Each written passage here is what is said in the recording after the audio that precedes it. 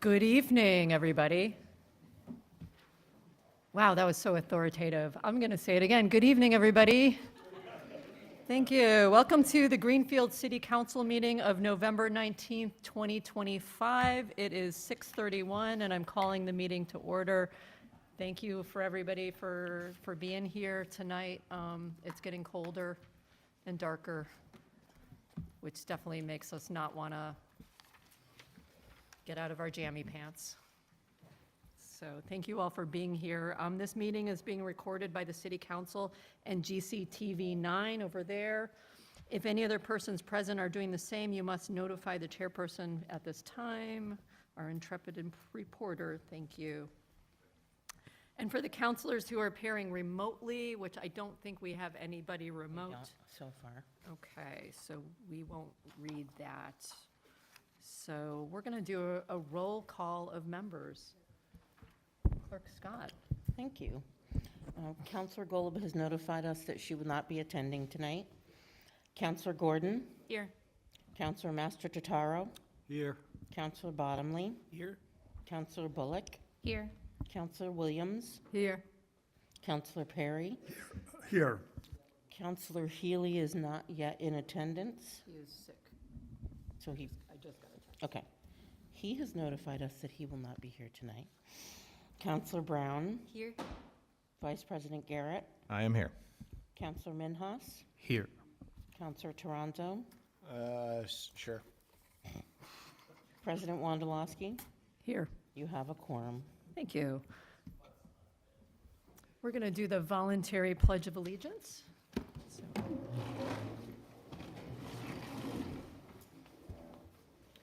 I pledge allegiance to the flag of the United States of America, to the republic for which it stands, one nation, under God, indivisible, with liberty and justice for all.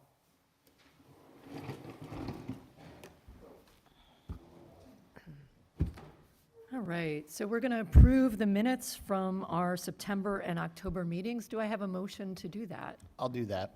Thank you. Is there a second? Second. All in favor? Aye. All right, thank you. All right, our first order of business is communications from the superintendent of schools and the school committee. When they did not send their notes ahead of time, so I'm going to call them up and ask them some questions. They cannot tell us anything unless we ask them first, due to open meeting law. So.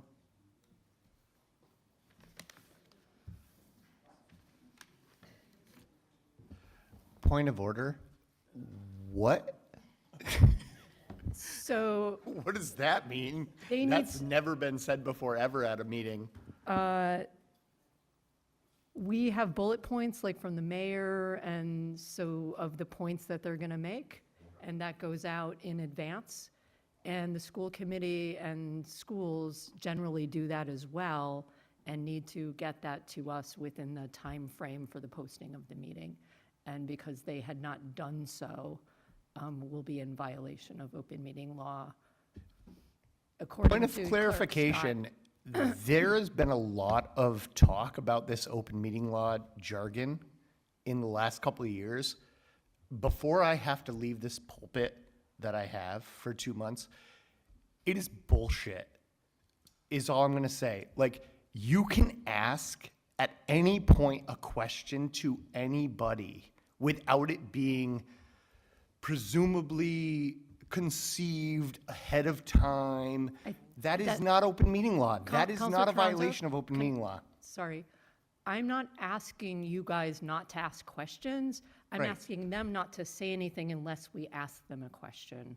So it's the flip of it, because if they have an agenda and it's not on our agenda, they can't speak to that agenda. But then why bring it up, is Counselor my question at that point. Why bring that up? Like, I don't want them to be in violation. they wouldn't be in violation. They can say whatever they want to say. It doesn't, offering information isn't a violation of open meeting law. Ever. And nowhere is it that listed on open meeting law that you can't talk about something that wasn't presumably anticipated ahead of time from either the board that's holding the meeting or the persons that are attending the meeting, that would be a violation of open meeting. That's silencing people. Point of That order. makes no sense. Counselor Gordon?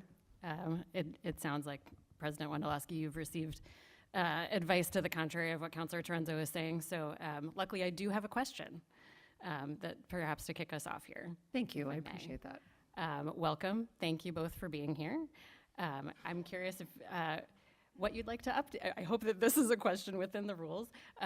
What's new on the school committee and in Greenfield Public Schools? We'd love to know.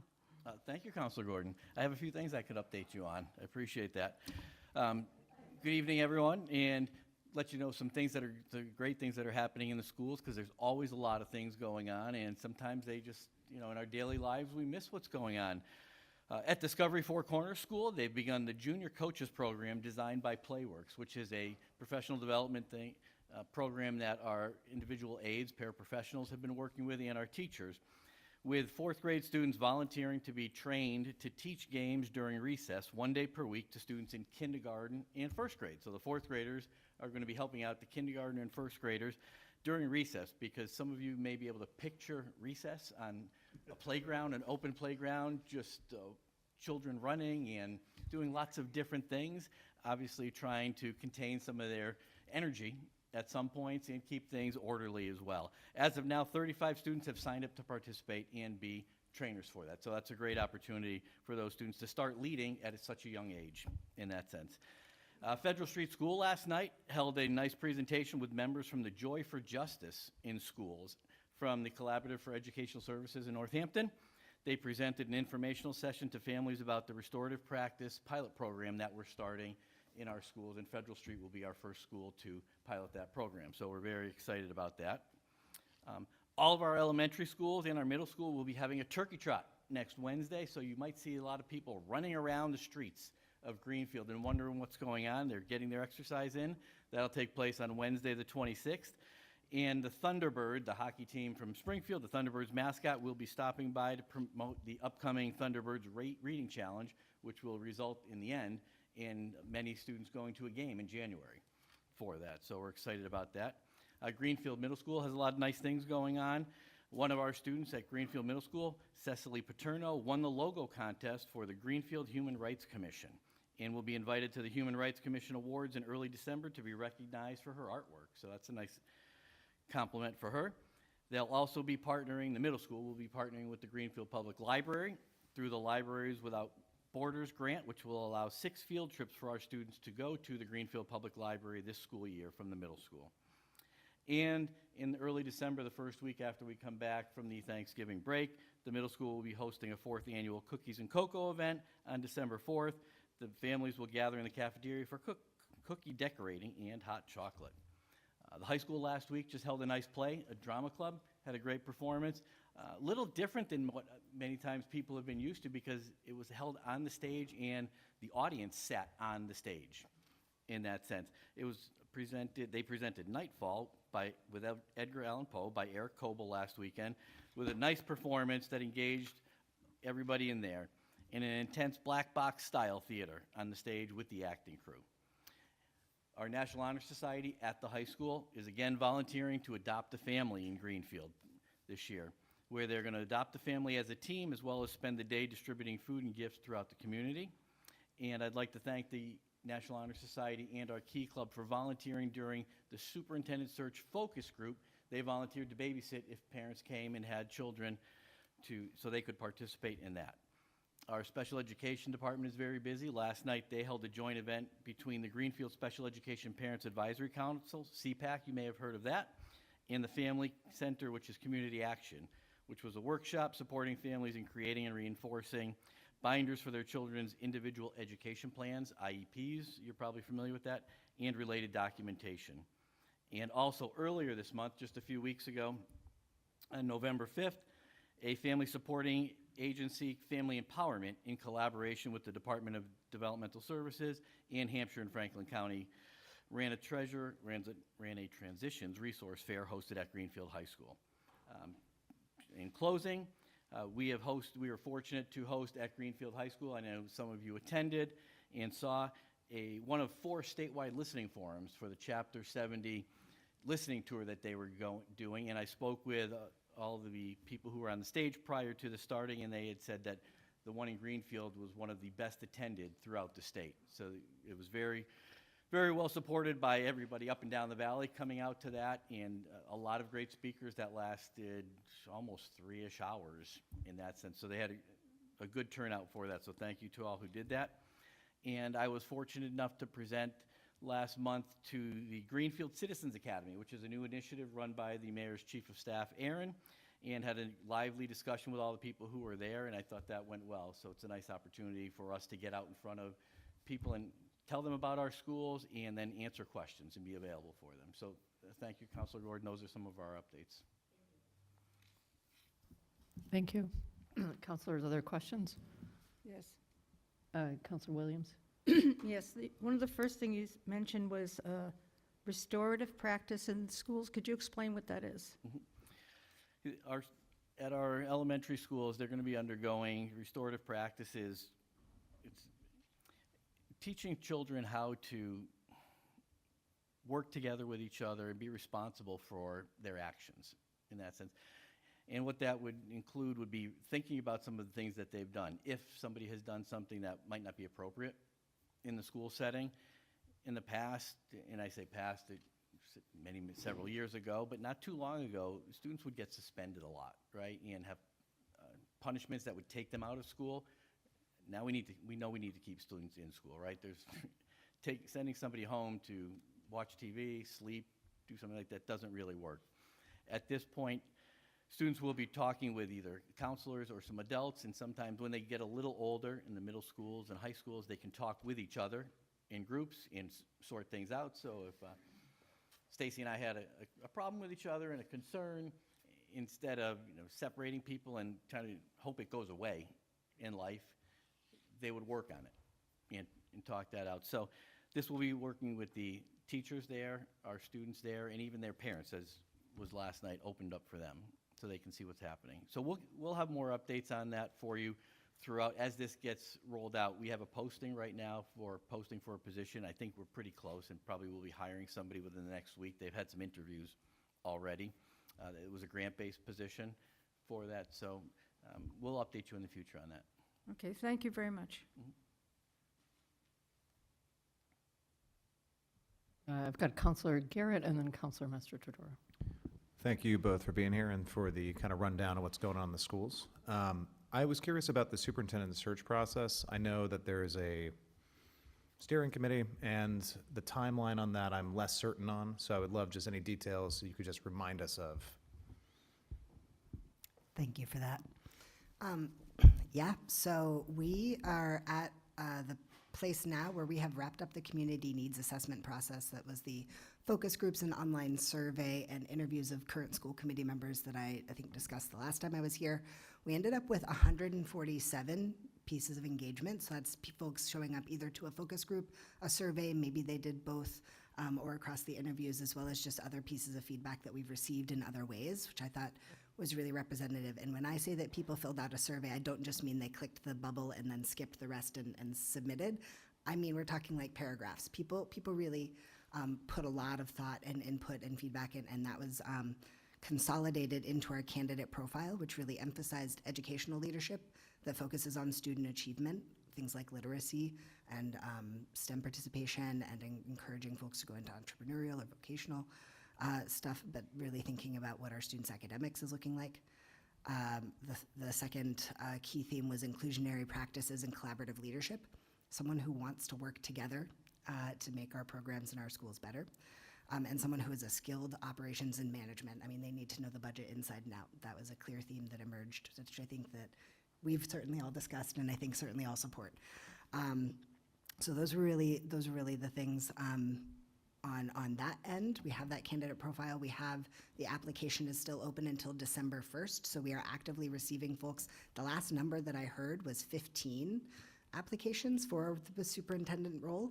That does not mean that we will be offering 15 or having 15 finalists. That means that we have folks at least 15 who have opened and started the application process.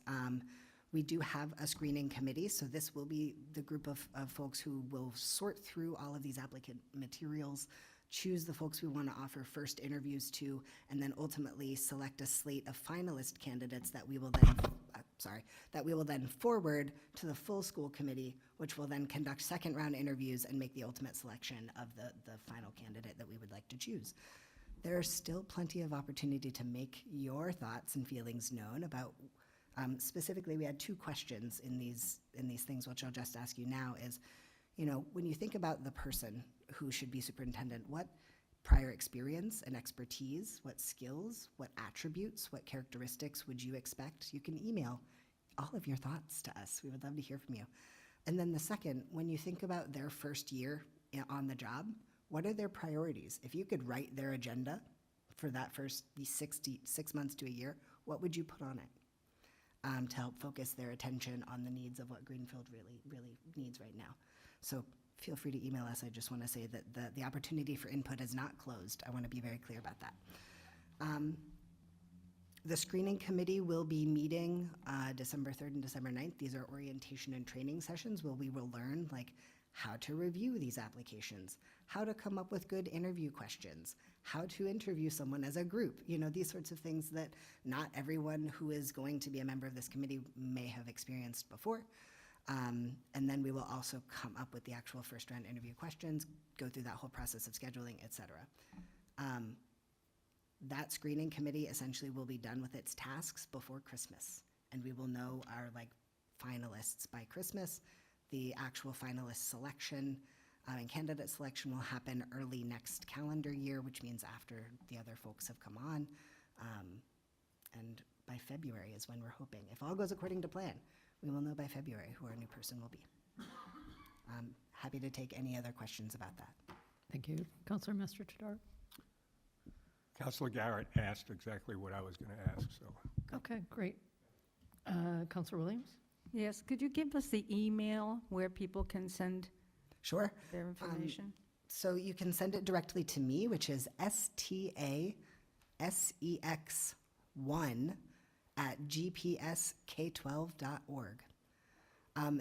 So that will come to me directly at the school committee address. And then there's also a general school committee, which will go to all of us, as well as, I think, you're on that. And is Becky on that? And Becky, who is the sort of head administrative assistant for the schools, will be on that as well. And that is I think that's schoolcomm, COMM, @gpsk12.org. So either of those would be just fine. Can you repeat your email slowly for the Yep, folks and in loud. video land? Yes, my email is stasex1@gpsk12.org. Thank you. Thank you.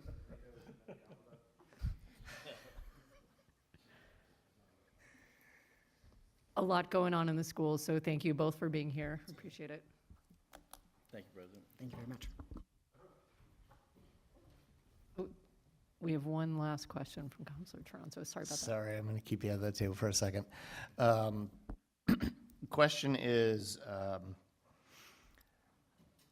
we've had this issue recurring for a couple of years, at least, if not more.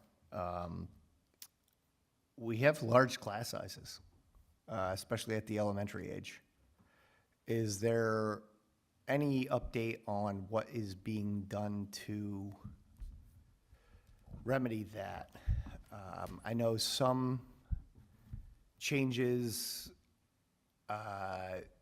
probably came with in certain schools when the whole relocation homeschool stuff happened, which I don't know why we ever did that, but we still have very large class sizes, especially at the elementary level, which is only going to continue up the curve. And everyone always talks about declining enrollment around here. And we do have declining enrollment. We've seen that. But the fact that we have enrollment in these schools and we have things like 23, 25 kids in a second or third grade class is ridiculous. It's ridiculous to expect that they're going to get the quality of education. The teacher is going to be able to provide a quality education no matter how great they are. We're short-staffed on paras, on IAs, across the board. We've had these positions open. We underpay them, egregiously underpay them, which is probably why we can't get anybody to take them, because even the new contract is only, what, $17.50 or something like that an hour? That's ridiculous rate of pay. When the minimum wage for any job is $15 an hour. So why would anybody want to take, like, if you want experienced workers to come in and help our children, why wouldn't we, A, offer them better incentive pay and benefits to be helping folks with special needs that are there already, and reduce the class sizes so that all of the students can get a better quality education? And I think that this is a thing that gets overlooked time and time again, and just kick that can right down the road every year. Oh, well, we put a Band-Aid on this one class that had 25 kids. Okay, you took care of that, great. What about that class over there? That class has 24 kids. So I just want folks to understand or know what steps are being taken from the school department to mitigate these circumstances, to give our kids the best quality education that they can, especially at the fundamental level, the K through 5 level. I'm not saying that I'm Thank you, Counselor. I'm not Can dismissing we let them answer the question? Thank you. Can I finish what I was saying? Yeah. I'm not dismissing that 6 through 12 doesn't also need smaller class sizes as well for the same reason. But as kids get older, it is a little bit easier to make it add a couple more students to that class size. But definitely at the fundamental level of the K through 5, why there should be no class K through 5 that has over 20 kids in it. Not a single one should have that. Best practices, Desi would tell you that. Everyone would tell you that. Like 18 is probably the max you should have there. Yet we have classes in our elementary schools that have 20 plus kids in them. And that, to me, seems really overlooked. And I would like to hear what steps have been made to do anything about that, because it doesn't seem like anything's been really done about it for the last half decade anyway. You might have the more day-to-day. Yeah, so the new guy here, right, you know. Day-to-day picture of our class. Yeah, in the last half decade, in the last 5 months I've been, right, been here, really don't have an answer for you for that, right? How can you rectify it going forward?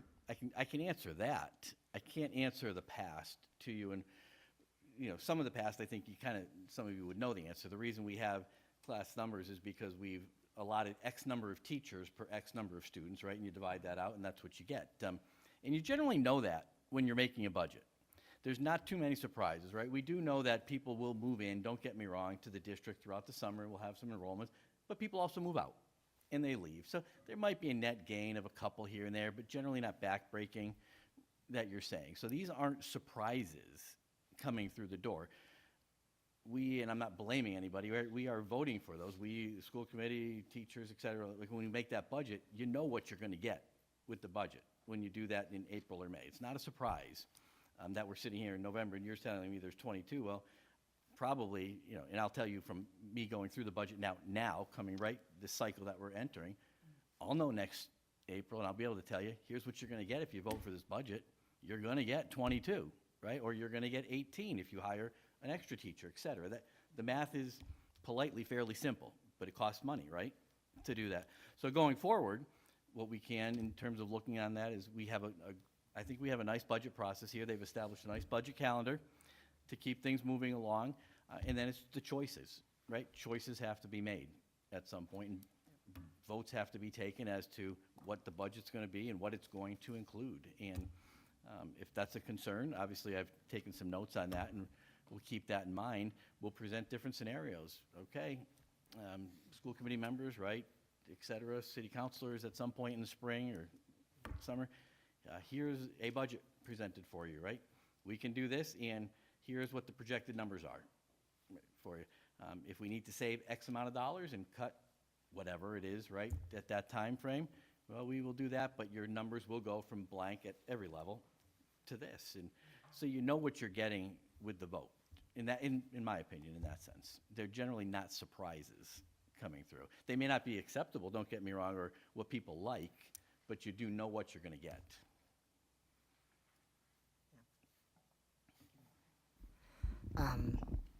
So I just wanted to say with you that class sizes, like improving class sizes, is a shared priority.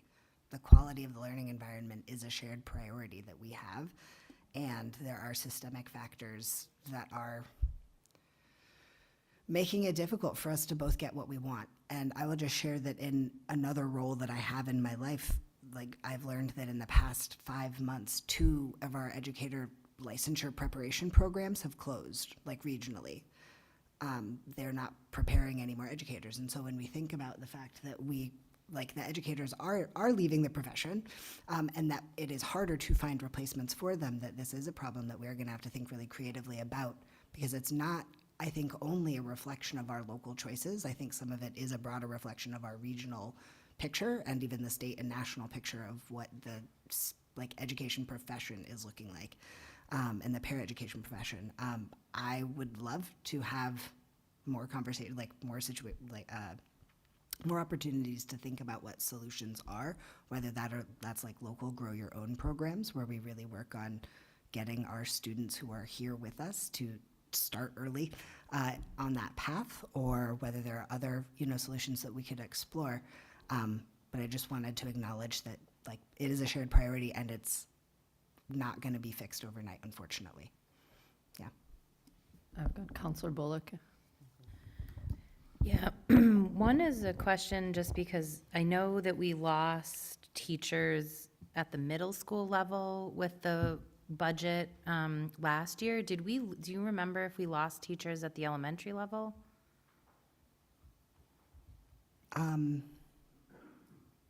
I don't want to say for certain off the top of my head because it's been a while since we had those deliberations, Yeah. but I don't believe that we. Okay, I remember definitely we did at middle school, but Yes. then my other, I guess it's more of like a request for next month is, this came up a couple times during the election.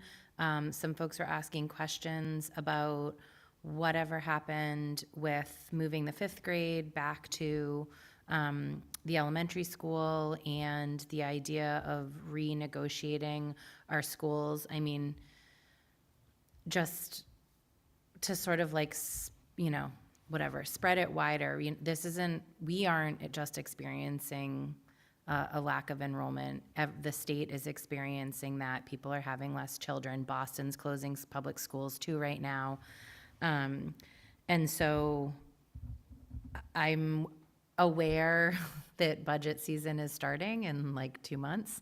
And so before we get to a budget season where something gets flipped at the last minute in front of us, I would love to get an update on that work group. That I know there was at least a meeting or 3 that happened that was discussing are we gonna close a building? Are we gonna move the 5th grade back like people had anticipated? So next month, that would be great to hear. Counselor Gordon. I just wanted to ask Vice Chair Sexton if there are any other updates from the school committee that you'd like to share that we haven't asked about. That's an excellent question.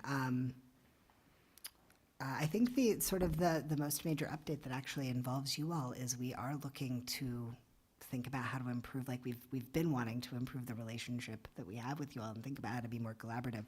And so one thing that I would actually love to hear from you all is, what is your ideal version of the relationship that we have as a school committee, city council? How do you want to see our two respective organizations or committees interact with one another? How do you see information exchange happening? You know my email now, so you know where to send it. But those, that's a sort of, we have been actively talking about how we might best facilitate that, but we would love to do that together. We feel like talking about communication doesn't make sense to do individually if the goal is communication. So that's another thing to update about. Otherwise, I think we are excited about getting into budget season. We're excited about our budget calendar, and I believe some of our members have gone and started doing more of the listening sessions that they had done before, like going to PTO meetings, going to CPAC meetings, and really hearing from the various constituencies outward what their priorities are for us, so that we're making sure that those are reflected in the numbers that we are seeing. So I think that's about it, but thank you for the question.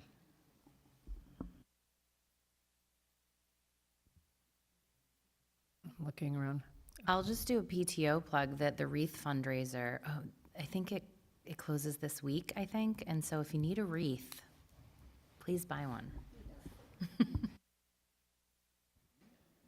I can't believe I didn't have a form come home with me to solid weather. There we go. All right. Thank you so much. Appreciate you.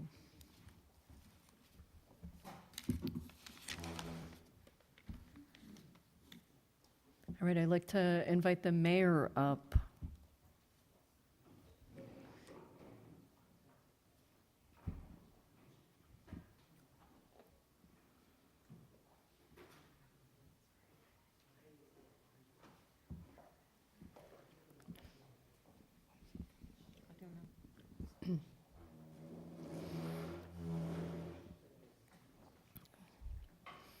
You have a long list for us, Mayor. You've been a little busy.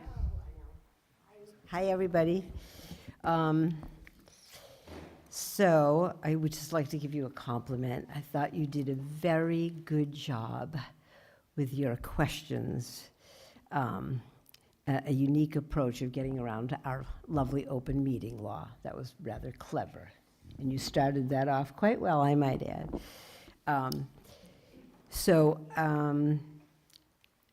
SNAP, we were facing potential lapses in the SNAP benefits, and my office quickly brought together a group of social service providers, food banks, community partners, and our legislative delegation to discuss further coordination so that we could best serve the people of Greenfield.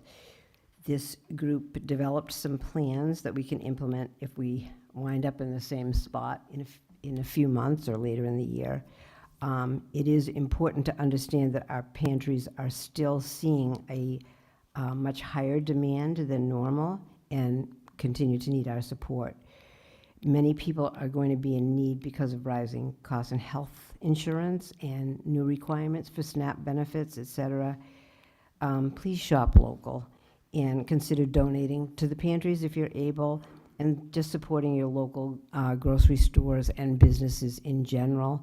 That will really, help our local economy, which means the local folks that live here, too. Community Action has not yet received federal funding to support the normal fuel assistance programming. At the moment, they are only processing applications for emergency assistance.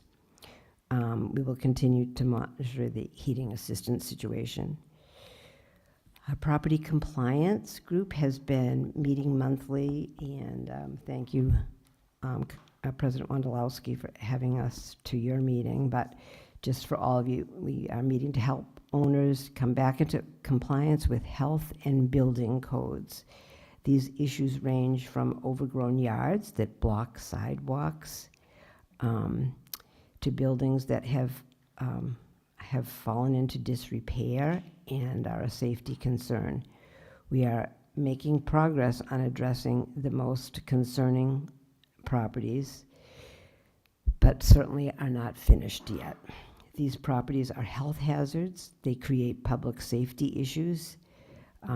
Bad things happen in the abandoned buildings, and each one of them is a unique situation, and they're not easy to solve. We are moving ahead. I have all of us up here tonight in case you have other questions. We are moving ahead with plans for public engagement in advance of writing the RFP for the Hope Street lot. We will share meeting dates and times before the end of the year, but we expect to have a public engagement process that will happen in early 2026. We're still finalizing the details, but that engagement process will include a community-wide meeting and smaller conversation with the Hope Street neighborhood. There will also be opportunities for sharing input in writing and in meetings with our Community and Economic Development Director, Amy Cahalan. Let's see. We have been in contact with our state delegation about health insurance, which is plaguing everyone. Every municipality is facing the same issues that we are, and I'm sure that you remember our health insurance went up 20% last year and 17% the year before. The massive hikes are not sustainable. We will know more about FY27 costs in the coming weeks, but I'm very concerned about the impact of that on the city's budget. We likely are facing double-digit increases again this year, and this is not a problem that actually can be solved right here in Greenfield. Next, our warming center plans are in place for the winter. We will open once again at the Salvation Army on the coldest nights. Thank you to Paul, Leslie, and the Salvation Army for again opening their doors for the unhoused neighbors this year. This will be, there will be 3 4-hour shifts per night on the nights that we open, with 1 volunteer from the community and 1 public safety officer on duty. Thank you to the Medical Reserve Corps and all the volunteers that are assisting with this, and Amy Cahalan, who's coordinating a lot of that. Next, we are making progress, well, I guess we're actually done for the fall, on planting more street trees in the neighborhoods that need them. We were just awarded a $95,000 Cool Corridors grant from the state, which is in addition to the $118,000 that we won last year. New trees were planted in the neighborhood surrounding Bay State and Franklin and middle school over the last few weeks. More will be planted there in the spring. Next year, we will also plant new trees along the Federal Street between Cleveland and Silver. And as part of that project, some green belts, which are currently paved, will be reclaimed and returned to grass and plantings. We've continued to see great improvements on the rat issue at the transfer station. We continue to use bait that causes no harm to any other creatures, and both the staff and the pest control have reported fewer sightings of rats and their waste. DEP came out last week and gave us a glowing report. Thank you to Central Maintenance and the transfer station staff who have worked so hard to get this problem under control. To keep it under control, we will be maintaining the current hours for now.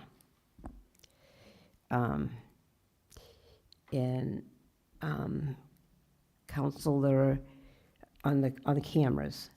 On the cameras, I have some information on cameras.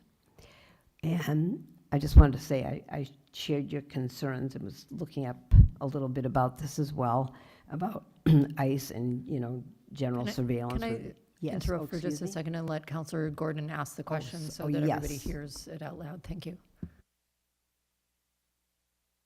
Great. Thank you, Mayor. Yes, I had previewed this question for you, so I appreciate you bringing an answer. This came up just in the last couple of days. I got an email from a constituent about it, and I have also been wondering about the cameras going up at intersections around town. I was going to say recently, or the new cameras, but I gather that they've actually maybe been there for a little while now at least some locations.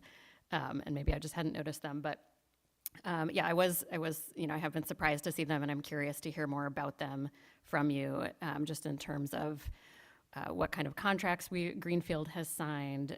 There are definitely concerns, as you mentioned, about this technology and where the data is shared.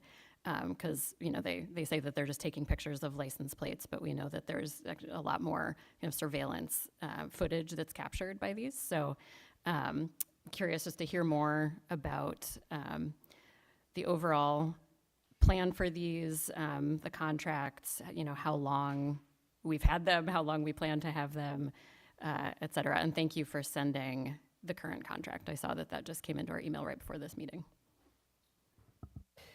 Thank you. I thought that went to everybody, sorry.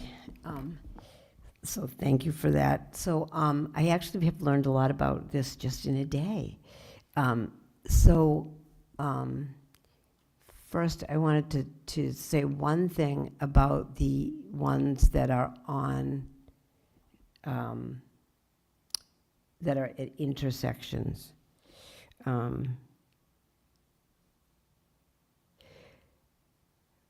The ones that are intersections, I just wrote this out so I could say it right. Some people misidentify the sensors that are on the traffic lights as cameras. They're actually not cameras. They're sensors that have to do with the traffic light operations, and they don't record and those are not used by law enforcement.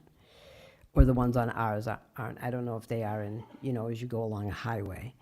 The process of determining to install a camera is an internal discussion. You asked like the process. That would happen between the mayor and the IT department and the police department.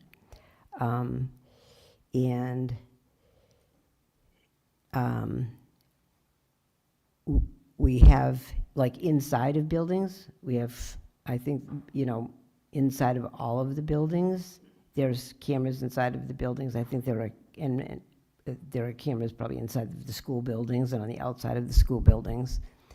And none of those are flocks. None of those, or the ones, any ones in the park. I think there are in different places, which I'm not going to go into. But any of the new ones, since I've been here, we haven't put any of those in. We are talking about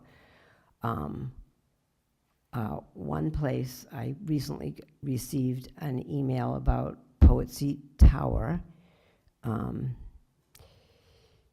and the graffiti that's up there, and all of you passed something for $50,000 for us to sandblast up there, and I did take a walk up there just this week because I received an email from a former city councilor about what it looked like. And I went up there and I thought, well, they've colored it all in pretty much, so I guess they're not going to be drawing too much more there. It's pretty well decorated. But to spend the money there, to actually be spending money to be sandblasting that or doing something else with that would actually be a waste of taxpayer money and city money in general, because it's going to happen again. So, that's something that is under consideration, whether or not, if we're going to take care of that problem at the same time, you'd put something up so that you're preventing it from happening the next time. But anyways, to go back to a couple of your questions, the process of determining it, how that's determined. We have all of those cameras, and then there are 4 flocks cameras, okay? And there's not an option that we used or we're not paying for an option that does facial recognition, and the data that we capture is owned by us and is not shared with any of the feds. So I think that was the thing that gave me pause as well, which I hadn't actually even thought about that. If there was a thing that we could have bought for facial recognition, we didn't purchase it. So, and I don't know more about the contracts So I can look, we gave you the policy because for anything that we have within the city, there's a whole policy that's around it. So that's what I sent to everybody today. But I think there are times when there are legitimate times when you need that. We had a tough incident that happened just behind us in Energy Park where somebody was badly injured. And that was that was just a regular CCTV camera that we put up because somebody left it in an ambulance. And there's, little things that seem to happen down there a fair amount. So, nobody's actually, when something happens, that would be a time that somebody's going to look to review it. Did I answer that pretty much? Go ahead. Yes, thank you. Thank you so much for that.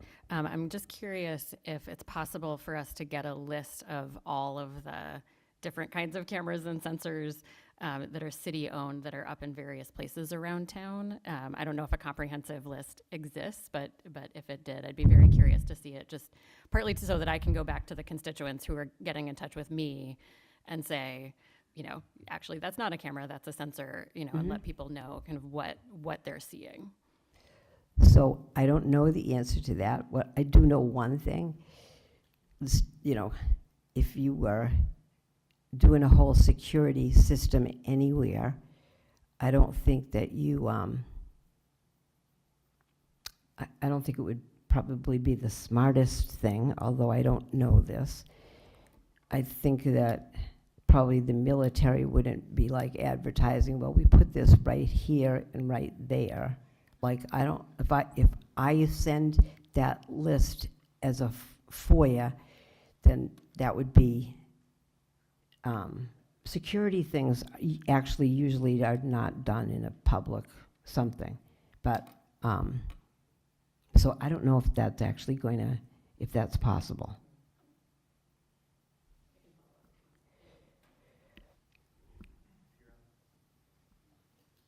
Councilors, I have Councilor Bullock. Yeah, I have a few things,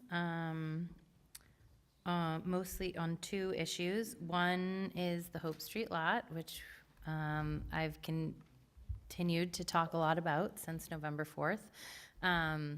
And so there's a few things I've been talking to. I'm glad to hear the plan for public engagement. I've had a lot of questions from Precinct 5 folks about when those will be held, what they're going to look like, where they're going to be. So appreciate that those dates are going to come out with ample time for people to arrange their schedules to get to them. I did have a question from a handful of folks in my precinct about the review of the RFP. So if this is a known, and if you have an answer to this, great. If you don't, I'm fine to take it in the next meeting. But if you're open to a committee who reviews the RFP, or will that be reviewed internally by the city? Do you mean review the responses to the RFP or Yes. review the RFP? Okay. Yeah, sorry, the responses. There will be a committee who will be reviewing the RFP, and that committee will include a community member. Great. And then, okay, the other thing, this I just heard today, so there's an ongoing issue with the lot where people are parking in front of the Jersey barriers that block the lot, and they're blocking the sidewalk.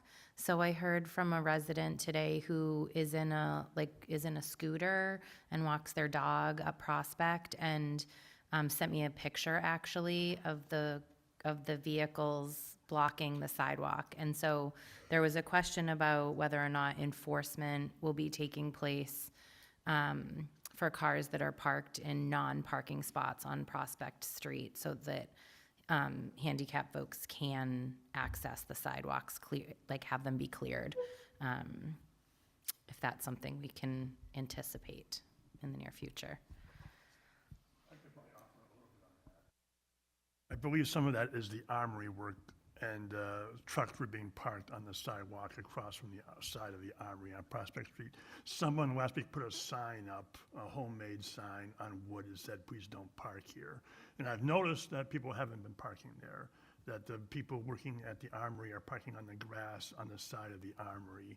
So I haven't seen in the last few days. There was trucks there last week parked on the sidewalk, blocking the sidewalk, but I haven't seen that in the last several days. And my window looks right out onto Armory Street. Right, I can see the Armory, and I've been watching the work because there's guys in spacesuits and white things. I don't know what they're doing in there, but there's a lot of work going on. But they have not been on the sidewalk in the last week or so. I have pictures from today from a resident who's, I mean, talk about surveillance. I got texted them. But just the question really is about the sort of enforcement that Prospect Street residents were concerned about parking in that area, and some of the fixes that we heard were increased handicap spots, and enforcement down that end so that there wasn't that clustering up and people could actually park and access the sidewalks. And so I'm just more wondering about the sort of enforcement of people that are parking not in dedicated parking spots. To your point, Councilor Bullock, a resident from either Prospect or a neighboring street, I'm not entirely certain, reached out to our department and asked to be put on the agenda for parking and traffic, specifically to talk to them about trucks that were parked at the very end of Prospect, blocking the view, not in parking spaces. So I don't know I think parking and traffic is meeting next Tuesday, so I'm assuming they'll get on the agenda for that meeting, but you might want to double check. Otherwise, they'll surely be on it for next month. Okay, great.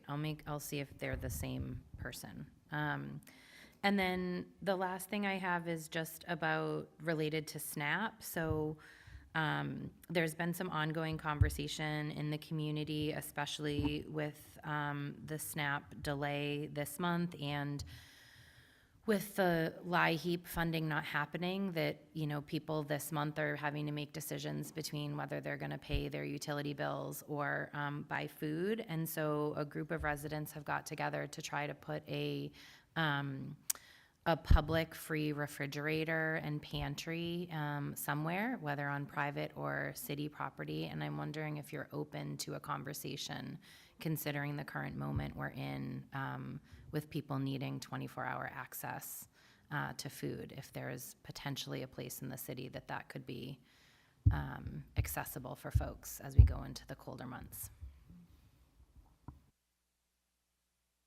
I don't need a yes or no, just more, are you open to a conversation about it? I'm open to a conversation about anything. That's the fact of the matter. I've never thought but it was a question I wasn't thinking was going to come up tonight, that anybody was going to ask me about putting a refrigerator outdoors. But there you go. But I certainly am,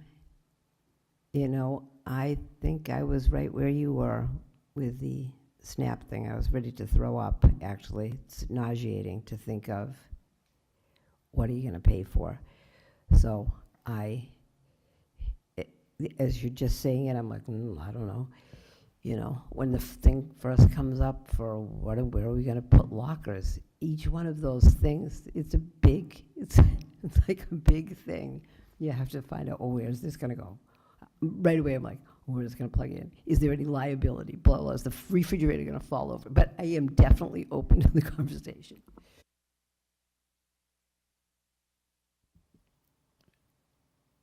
Councilor Garrett? I have two questions, one about trees and one about the parking garage. So the tree question is just, do we have a tree inventory, similar to the sidewalk inventory with conditions? So I'm thinking about us planting these new trees, 80 years, 60 years, 100 years, they're going to have to be replaced. And I know, obviously, we have trees in the rest of the city. And I'm just wondering, do we have a replacement cycle and just how that process works? That might be a DPW question, or almost certainly is. And then the second question about the parking garage, again, regarding the Hope Street lot, one of the things that kept coming up is no one wants to park in the parking garage and, X, Y, and Z. Regardless of that, there is a telephone pole right in the middle of the sidewalk on the I guess, the north side of Olive Street. And I'm just curious, if we were gonna have that moved underground, that electrical conduit, what is the process that would take? Obviously, there's financing concerned, right by the auto body shop. There's like a telephone pole, and you see folks walking down that sidewalk, or if you've done it yourself, you kind of have to scroll around it. And it's wicked narrow, talking about handicap accessibility. It's just one of those things that if that was changed, that would improve access to the garage for the folks that are using it. And I know that moving a telephone pole underground, not the pole, but the wires, is not cheap.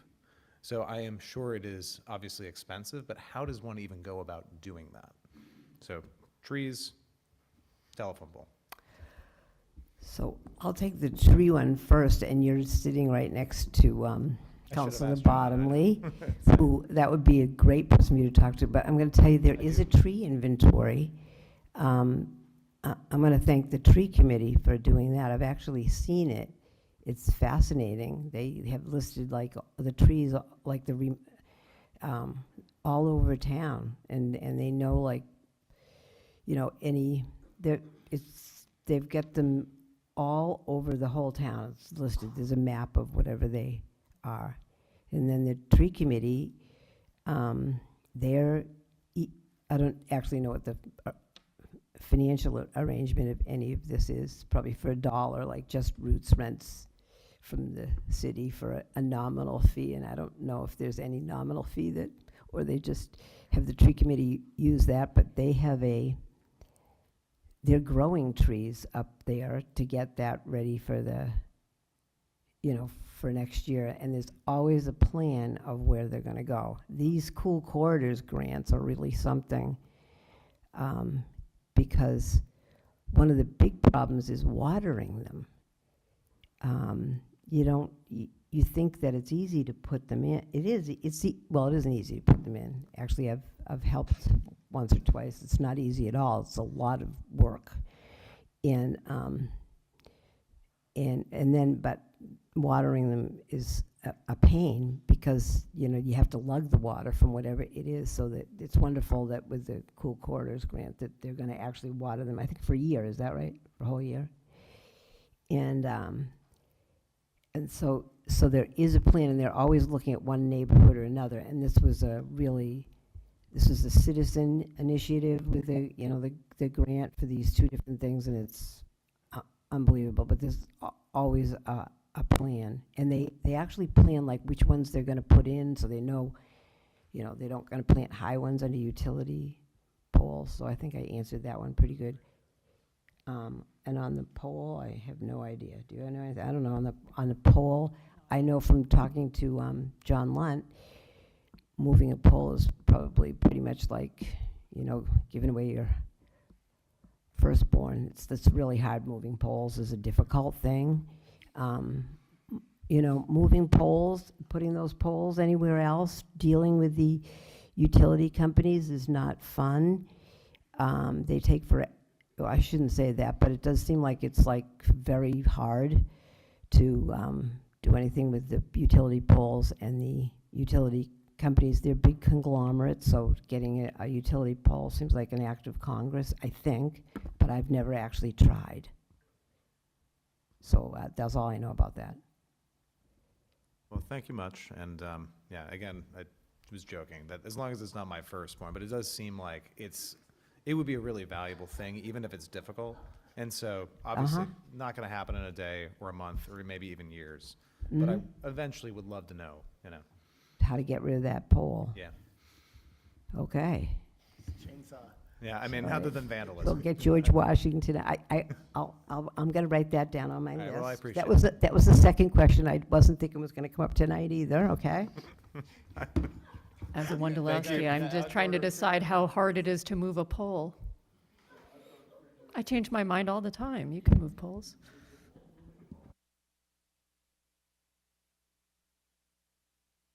Any other questions? Councilor Minhas, and then we're just evolving here, so. I know we've talked about this in EDC and community relations before, but since this is a broader forum and more of the public might be listening to this and the recording of it afterwards, and I know you've addressed this before, but So there's approximately 30 or so dilapidated properties, right? The city doesn't own all 30 of them, correct? That's correct. The city owns 4. Yeah, 4. Okay. Of those 4, the ones where you can find the owners, right?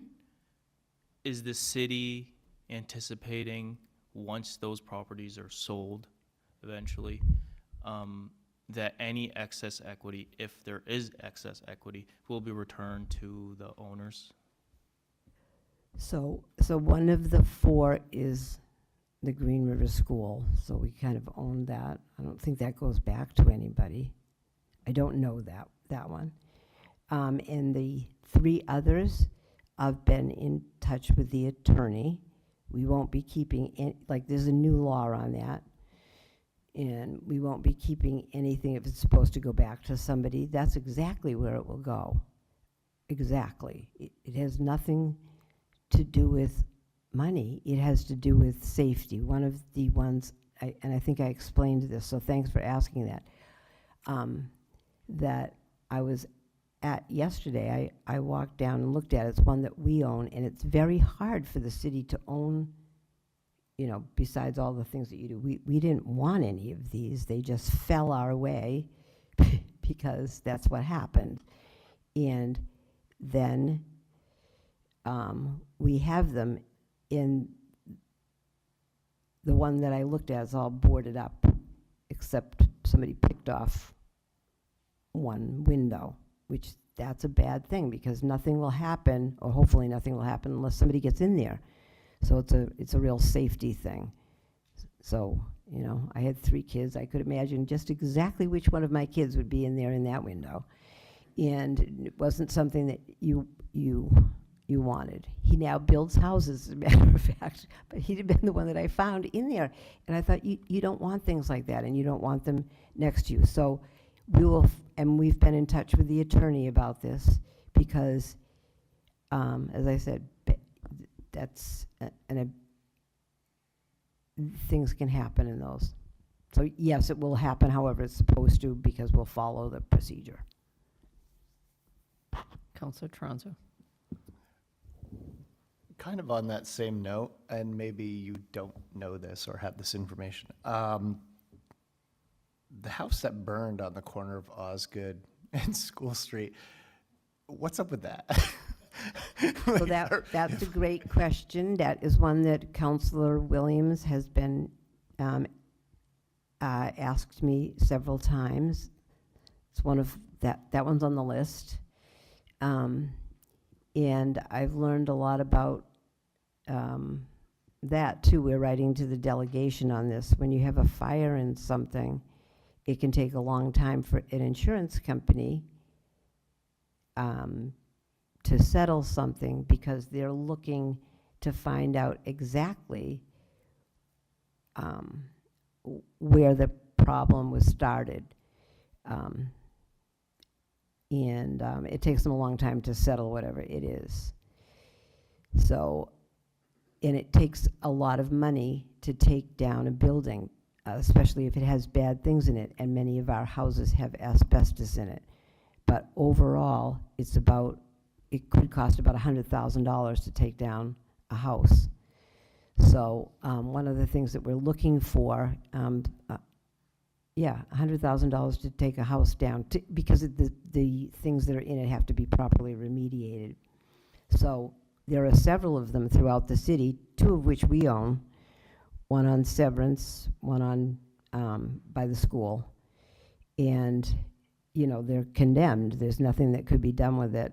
And so with your help, we'll be looking at the foreclosed or foreclosing properties that there used to be a $25 fine per year to just say my house is vacant, but we'll probably be increasing that so that there's some money in the pot so that these buildings can be taken care of, so that there's funds there to get that taken care of. With this one on School Street, we don't own that. The owner owns it, and so at this point, we have reached out on numerous occasions and how do I say this? just making that well-known to the owner, that something needs to be done. Could I follow up? Sure. Is there not, I know that that's not a city-owned property, but do we not have any avenue of, I don't know what you want to call it, like a blight restriction on properties? Like, you can't just let your place go into complete disrepair. I know that insurance takes a long time. Fire insurance does not take as long as that property's been burnt. That's been over a year anyway. Insurance is done. They're settled by now. There's no way that they haven't finished an investigation. Like, and if that's the case, why is there an avenue for the city to go at the insurance company and say, you need to remedy this now, one way or another, because you can't just allow this to happen. That's going to be another place where, sorry, I know our dump has rats. I bet that place is infested with rats. I can guarantee it. And that's disgusting. And it's ridiculous for people to have to live around that and look at it. And I think that if there isn't already an avenue that's being addressed from the city, there should be a little bit more pressure on. You can go after the homeowner all you want, and they can just tell you to pound sand, but the insurance company can't. That's the people who have the bucks. So go after the money. Go after the people who have the bucks to do it and be like, if you are not going to pay out for a rebuild, you have to pay for a tear down, because that's it. Or else sue the person who owns it and tear the damn thing down. Like, it can't sit there in the state that it's in indefinitely while people are trying to figure it out. Like, that doesn't help anybody else in the neighboring community, and it causes a ripple effect that's just going to spread from there to the neighbors that are around it, and that just doesn't seem like a proper way to conduct business. So, all of those things that you brought up, I don't know if our meeting was yesterday or the day before, but getting in touch with the insurance company, we're on that.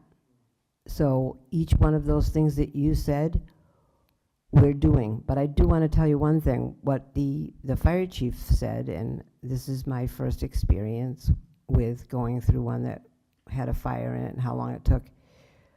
I do not believe that one is settled.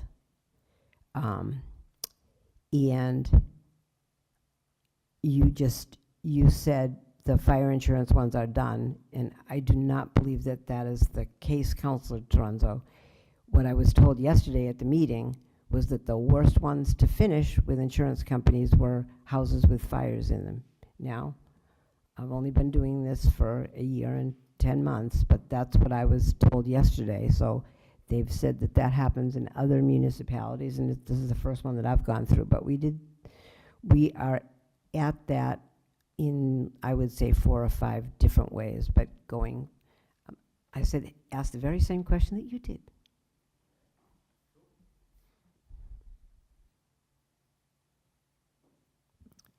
Thank you, Mayor and team. Okay, thank you. Appreciate the robust conversation.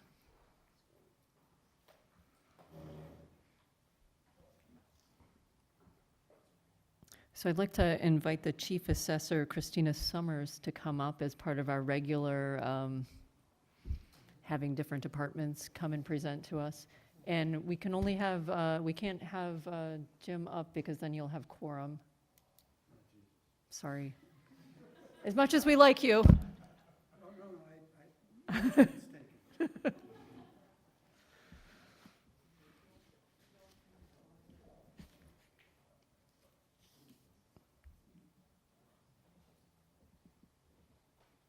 And thank you for joining us tonight to just give us an update on what's happening with the assessor's office. and department.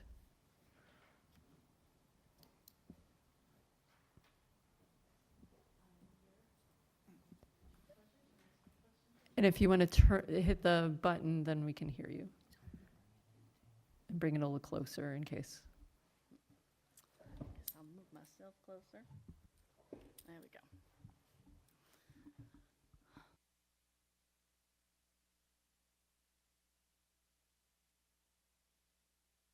Sort of green There we to go. go. Yeah, now you Green is go. Yeah, now we can hear Okay, you. gotcha.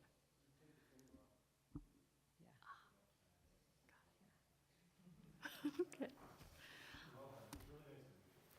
Nice to be here, and I'm happy to take any questions that you would like to ask.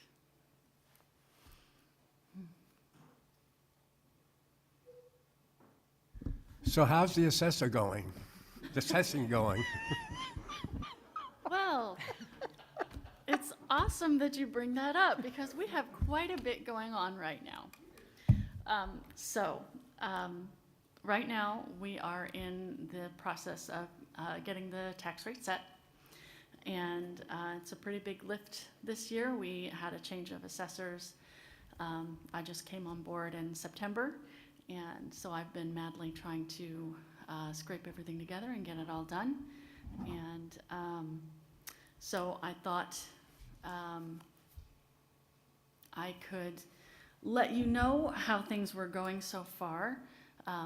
So far, we have I've submitted some things to our regulatory bodies to make sure that we're doing everything the way it's supposed to be done. My background is in valuation. I have a background as an appraiser, so I will be applying those skills to our taxation system. And so to start off, I just wanted to kind of let you know kind of where the market is, and just using the tools that our mayor has very kindly provided for me to do my job. We have been able to determine there's about a 9.5% market increase for single-family homes in this area, so therefore that's kind of where we're at as far as it's reasonable to assume then that the values of the properties are going to go up about that much. This is just for single-family residences, of course, but that's an example of showing the market moving. And that means that the values are going to move. It doesn't mean that the tax rate is going to be higher. That's up to you guys to determine. But I did want to let the public know that our assessment values are tied to the market value, and the market value has gone up about 9.5% according to the data that we have here. Let's see, we do have, the next thing I'm working on is the new growth that we have in the city. We've had a lot of people that are renovating their houses. We've had some new builds and all that kind of stuff. We also have some new personal property accounts. So we have, these are they are preliminary numbers at this point, since nothing has been actually approved by the DOR yet. However, but I did want to let you know that we do have some growth. We've got about $4.6 million in personal property growth in this year, and a little bit of commercial growth that we were able to capture, about $35,000. And then residential, we have $3.6 million in residential growth this year, for a total of about $8.3 million, $8.4 million about.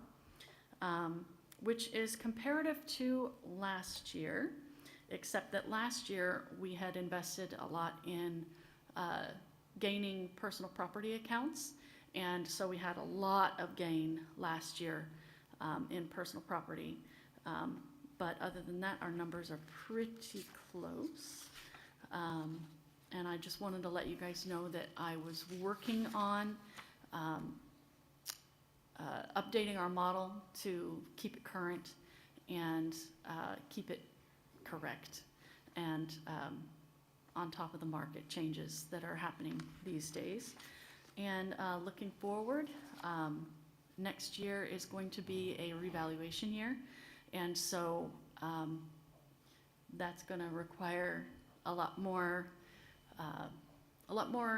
things that we're going to need to do, but it coincides very nicely with what I would like to do, and what I'm seeing in our model is that I want to get everything correct, get everything accurate, and then basically what we're going to do from there is submit everything to the regulatory bodies and make sure that we are taxing everybody appropriately. And I'm really excited to do that. I'm really excited for this opportunity.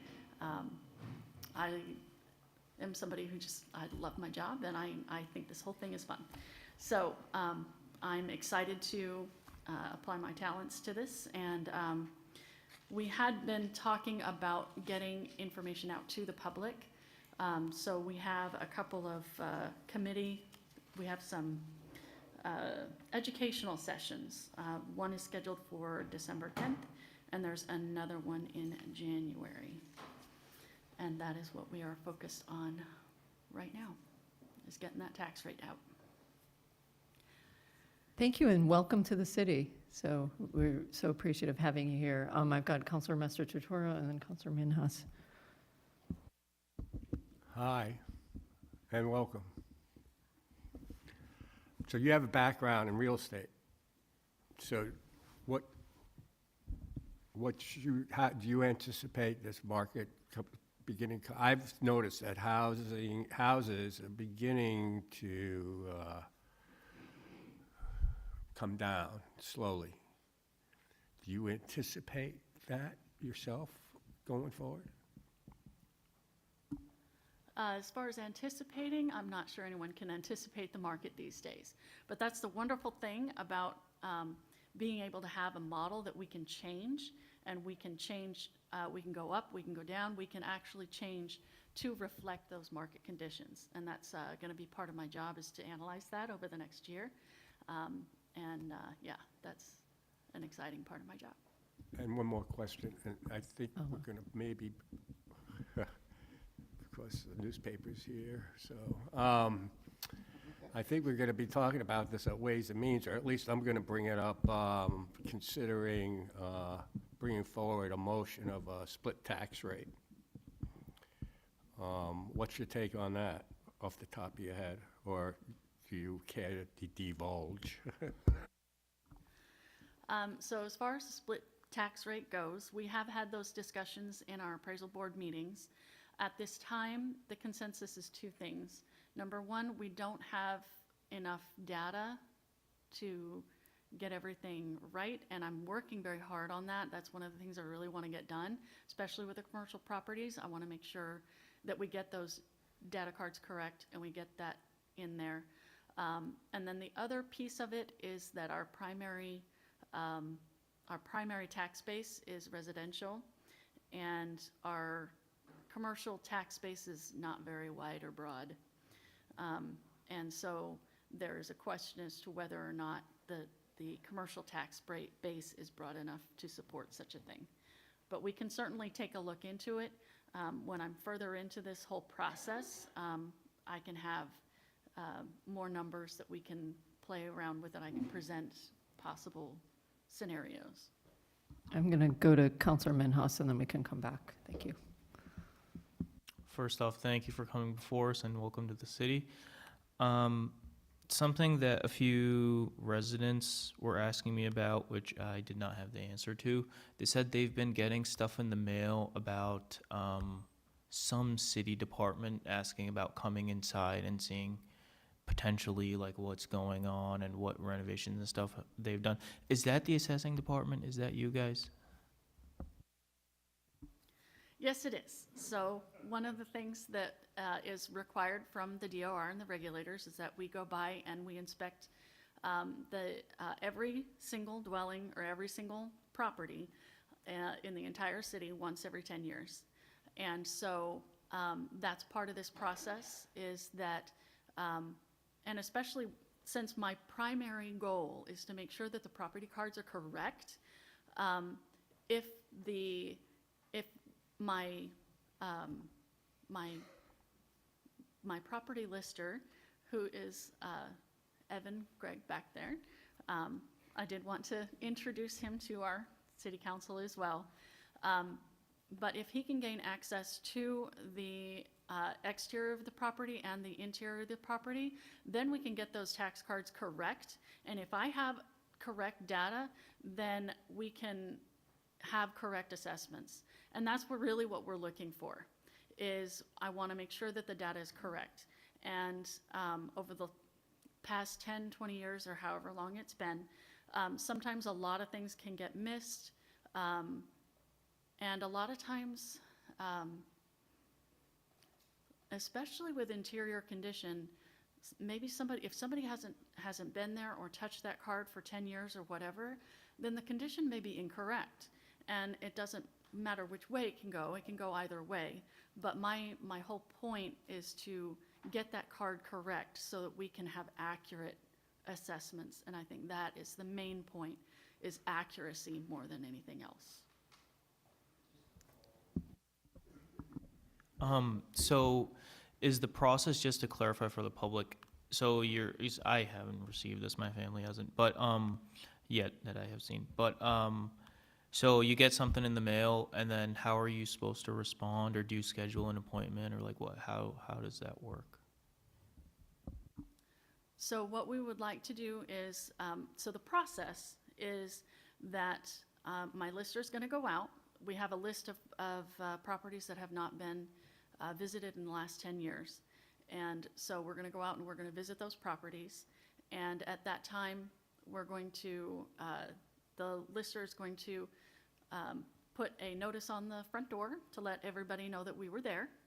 And if you would like to call in and schedule an appointment because you think that your information is incorrect or anything like that, then you can call in and make an appointment with our lister, and he can come out and take a look at the interior of the property and get all that done. We have been also sending out letters ahead of time, since we have this list of about 200 homes that we're going to go see in the next month or two.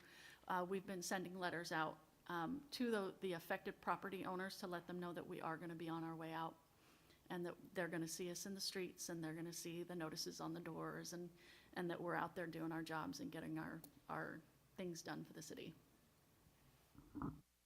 Councillor Toronto? Oh man, I have to be the guy with the very, very unpopular comment right now. So I know that people hate assessments. I know that people try to shield what they have because they don't want to pay more taxes. I know that people move things around, like put a no trespassing sign on my yard so you can't come in and blah, blah, blah, blah, blah. My super unpopular opinion on this is, if you guys are doing assessments, and obviously you're legally allowed to view the property externally and not internally unless someone lets you in. And you have to make assessments based on what you know of the property layout, from building permits, from, I don't know, best guess, I guess, at certain points. Like, is there,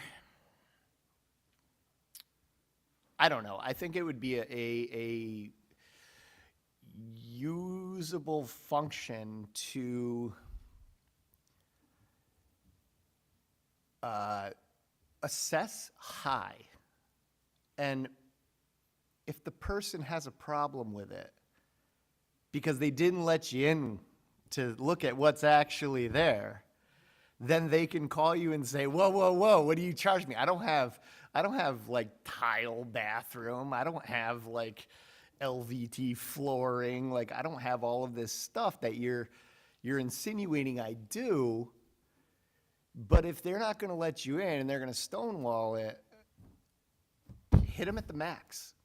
Because that's just like I said, I knew this was going to be a completely unpopular opinion. But I say hit people at the max until they let you in, because that's part of paying your fair share. And if you're skirting around paying taxes, then you're creating a higher tax for your neighbor, for other people in the community who are doing the right thing. And this goes across the board, not just in home assessment, but in general. Like, if you're cheating the system to save a buck, that's going on somebody else's tax roll. That's going on someone else's dollar. So is there a function? I know that is probably not, but is there some sort of default function that, like, well, we know you have 3 bedrooms and 1 bathroom from the last that we knew. You can look at the house and be like, there's definitely more than 3 bedrooms and 1 bathroom in this place, but they won't let us inside. Can you put something out there that would say, unless you let us look at it, we're going to hit you with this, like, I don't know, like a flat, heavy tax. I don't know how they would discern that, but like in something like that, because I just know a lot of people who will be like, you're not coming into my house, you're not coming in looking at my stuff, you know, like. And I've been on the flip side of that, where I've asked in previous years of the assessor's department. It almost seems like, you know, folks were getting penalized previously from beautifying their exterior. Like, now all of a sudden, well, I wanted to make my yard look good, I wanted to make my house look good, my landscape look good, and then you tax me more on it because of that. And I always thought they should be the flip side. Like, I feel like people, like I said, like a blight tax. Like, if you're not keeping up your place, there needs to be some sort of function to provoke people to take care of their place, and not just make it look like crap on the outside, and then they have, like, you know, a Taj Mahal inside that no one's ever going to see. So, you know, the rest of us want to see nice properties around as well, and want to see the place kept up. It gives everybody, it gives the whole community a look. So I just don't, is there any function that can happen as far as that, or is that just going to be completely illegal? Well, we certainly don't do anything illegal. That would be illegal. However, we do have a default, and that default is average. And so and you know, it really kind of depends. If I have evidence from other sources that the home has been remodeled, then I'm going to put the home in the condition that reflects that evidence. And it goes both ways. We've had instances where things have been too high, and we need to put them back down in their proper place. So it does go both ways, and you did a great job in explaining exactly that. Councillor Brown? I basically had a similar question, but just about like assessing renovations that they don't get a building permit for, which I think the rental registry will also help with. But is that standard across communities to not do interior assessments, and it's just exterior unless someone reaches out? Yes, so the DOR requires that we request access, but as far as we don't go past, you know, no means no, and we don't go past no trespassing signs, we don't open gates, and it really is up to the homeowner, and it is also in the homeowner's best interest to make sure that our data card is accurate for many, many, many reasons, and that is one of them. So I have Councillor Bullock, Bottomley, Perry, and we will go back to Mastro then. Sorry for the shortened version of your name. No disrespect. Councillor Bullock. My question is about, so you said that there's about a 9.5% market increase. And I'm wondering if the tax rate stays the same, which we were lucky last year, does that mean that single-family homeowners would be looking at a potential 10% increase? No, okay, because I was gonna say, because does new growth offset that? And then my only other question for you is, can you just share what the education topics are for those of us who are not well-versed in assessing and the exciting things we could learn about it? So the tax rate is set by both the DOR and the mayor and all of the people involved. The valuations are also set by DOR.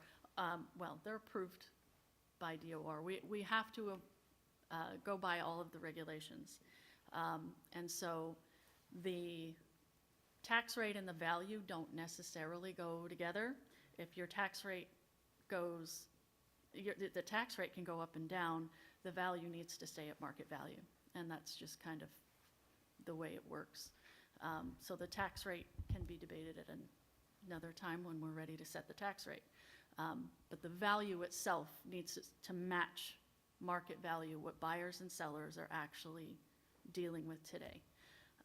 As far as the education topics, I basically want to make sure, I want to provide access to the public, to the assessor, so that we can answer questions.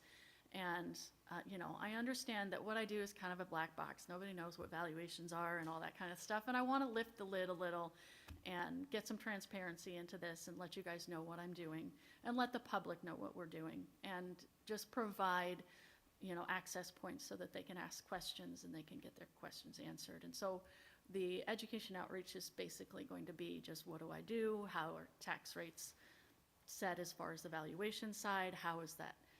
How do those two things connect? How they may not connect all the time? And just what is it that I do? What is it that I don't do? Because basically my job is all about data. I'm here to find out all the really cool things that are going on in the market and apply that to the town and to the property values here.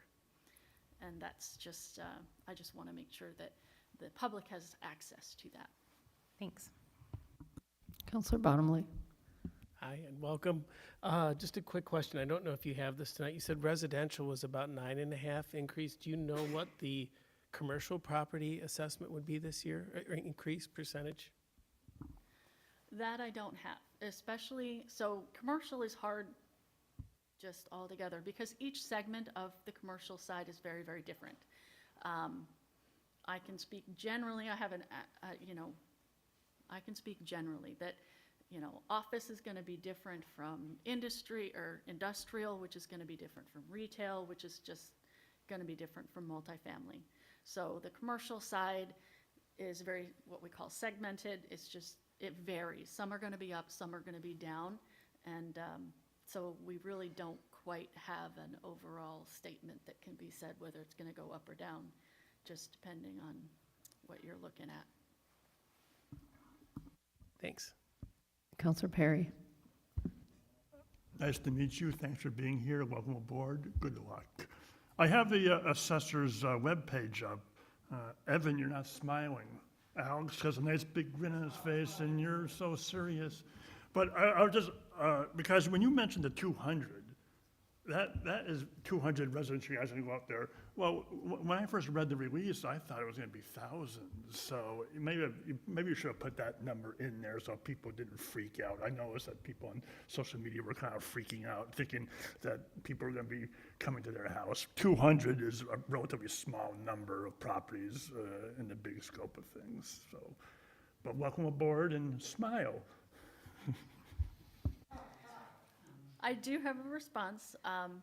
So the DOR requires that we do 10% of we visit the property once every 10 years. And so this is going to be an ongoing process. And so I just wanted to make sure that we're not limited to the 200 homes, but that's where we're at right now.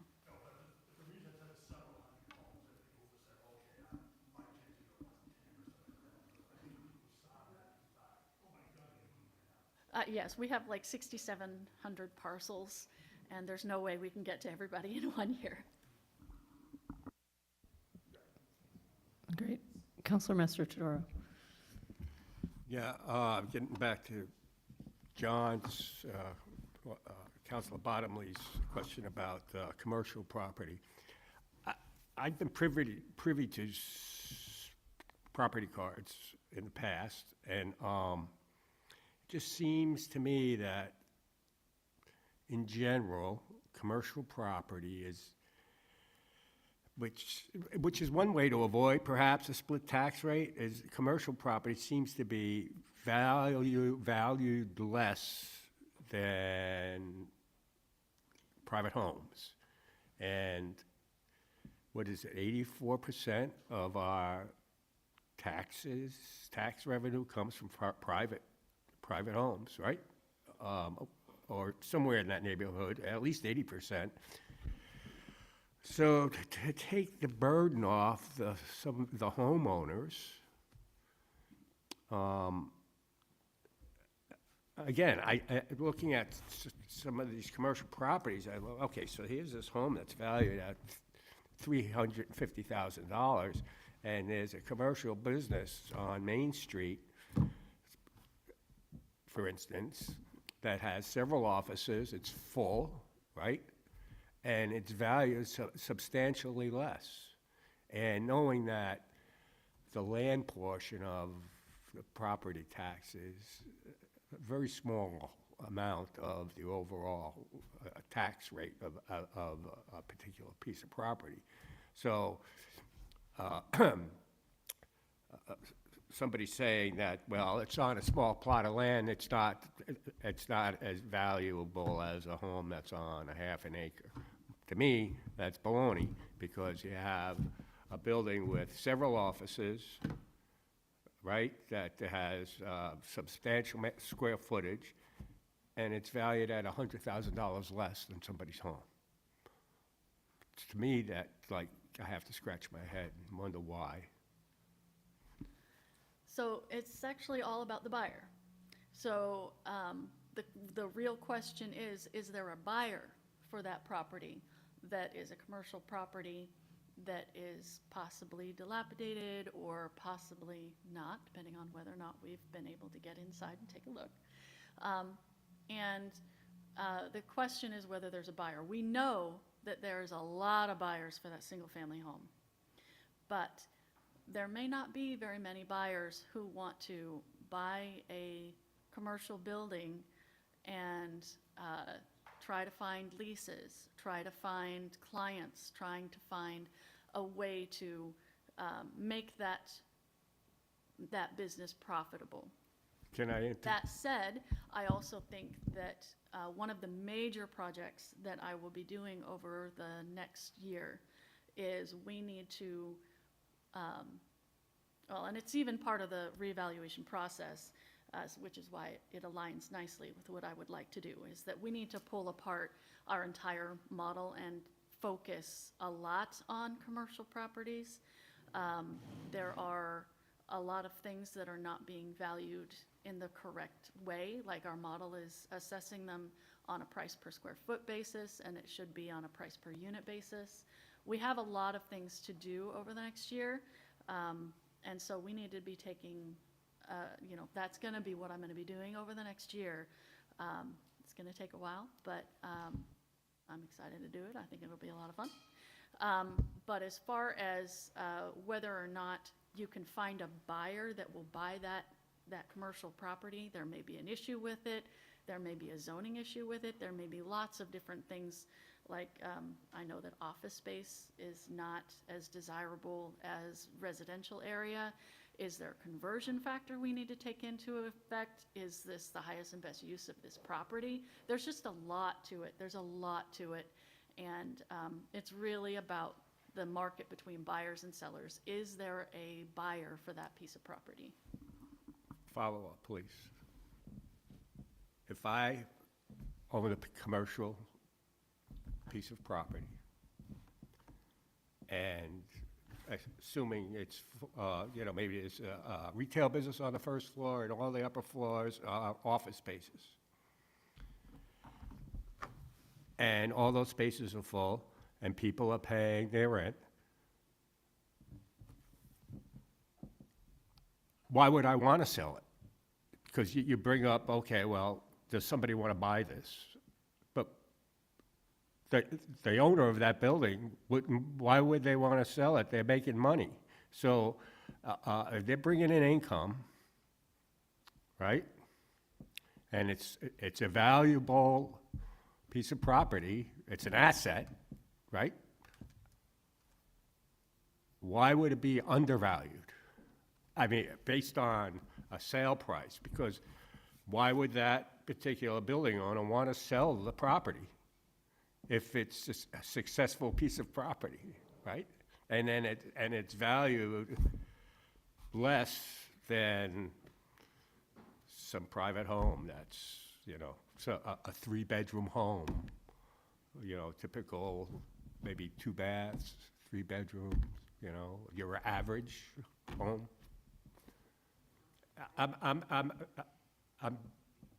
I think that one thing that Christina said, we should pay a little bit of attention to, and that was that if we have a house for sale here, and I'm just thinking of somebody that just sold their house, it was on for 2 days. There were people lined up, and it was gone. I'm thinking of a property on Main Street that I'm not going to name the number of Main Street, what it was, but I heard it's under agreement, and I'm like, hallelujah. That was on for a lot longer than 2 days. So I think just listen to what she had to say about that. That was a very good point.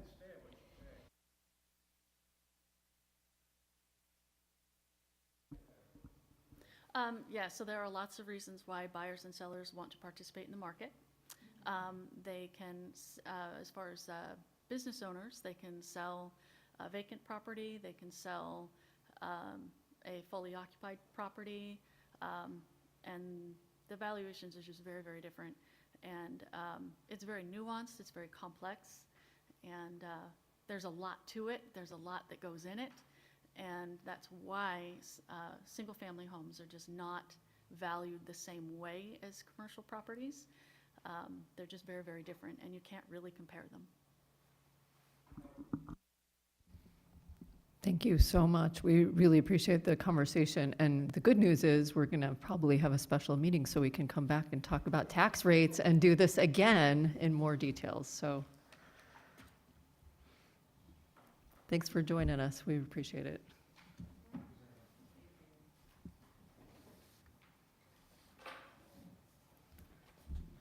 All right, folks, we're going to do public comment because we don't have a long list, and then we can take our break. Does that feel good? Great. So if anybody is here to do public comment and hasn't put your name on the list, please let me know and we'll get you on the list. But the first person I have down is Maria Burge.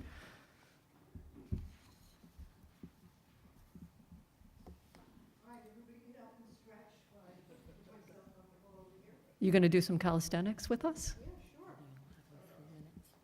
All right, and everybody has 3 minutes, as you know, as well as your name and where you live.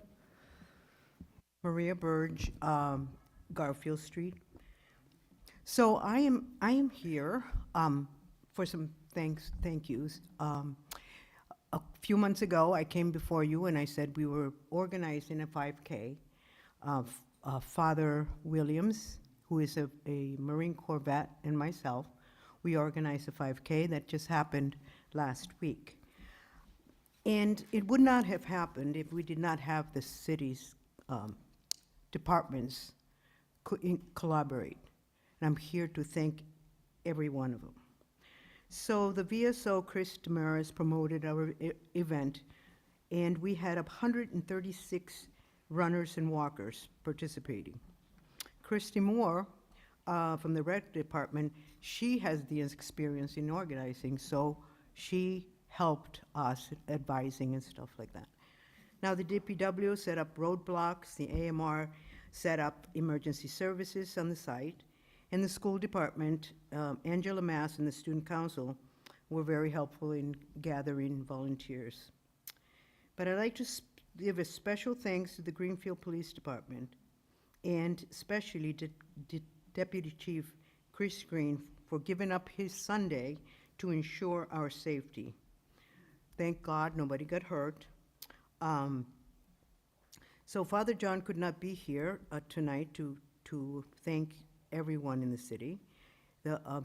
Thank you from the mayor's office also. And of course, Father Pierce for hosting the race at the Blessed Sacrament parking lot. We did it in 3 months, what normally you start planning something like that, for a year to 6 months. And it would not have happened without the collaboration of the city. I thank everyone involved, and I invite everyone and challenge everyone for next year, because this was our first, but it will grow. And again, thank you. Thank you. And really appreciate the appreciation for our city employees. It's always nice to hear that, so thank you so much. Pamela Goodwin, please.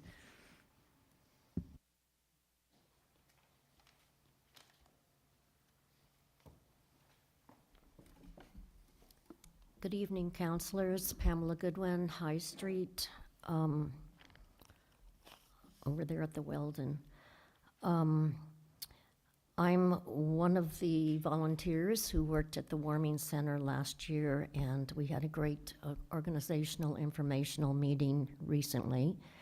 And I just wanted to say that 13 people attended, and most everybody there had also donated some time. The shifts are 7 to 11, 11 to 3 a.m., 3 a.m. to 7 a.m.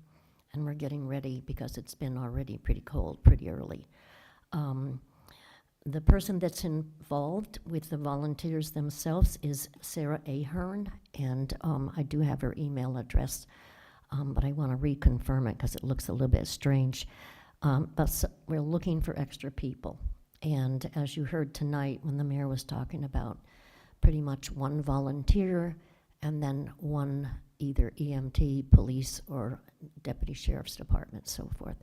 We'll be there. If it's really crowded, then we're going to need backup people, and we would probably have a second volunteer as well as the people from the police department or an EMT.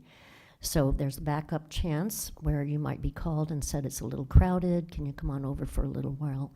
And Sarah said she was going to take a list of those people too.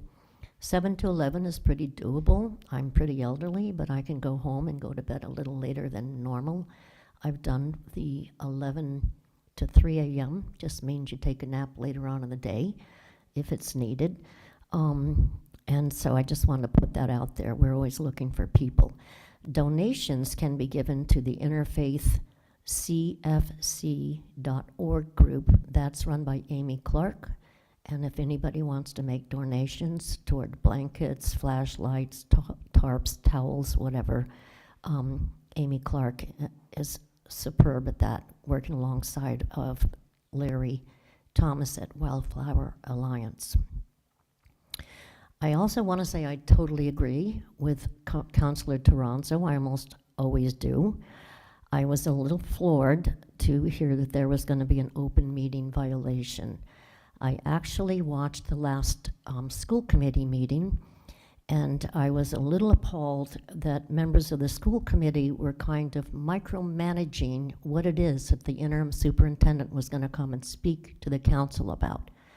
And I was kind of screaming at my TV set when I was watching it, because I thought, pretty sure we paid a wonderful, very experienced person to decide what to come and report back to the councilors about. So amazed that somehow nobody was going to get any information out of him until someone asked a question. I have one other comment that I'll save for next month since my time is up, about the ad hoc council that I was on for the unhoused. Thanks for your time. Thank you so much. We have Damon Lee. I hope I got the name right.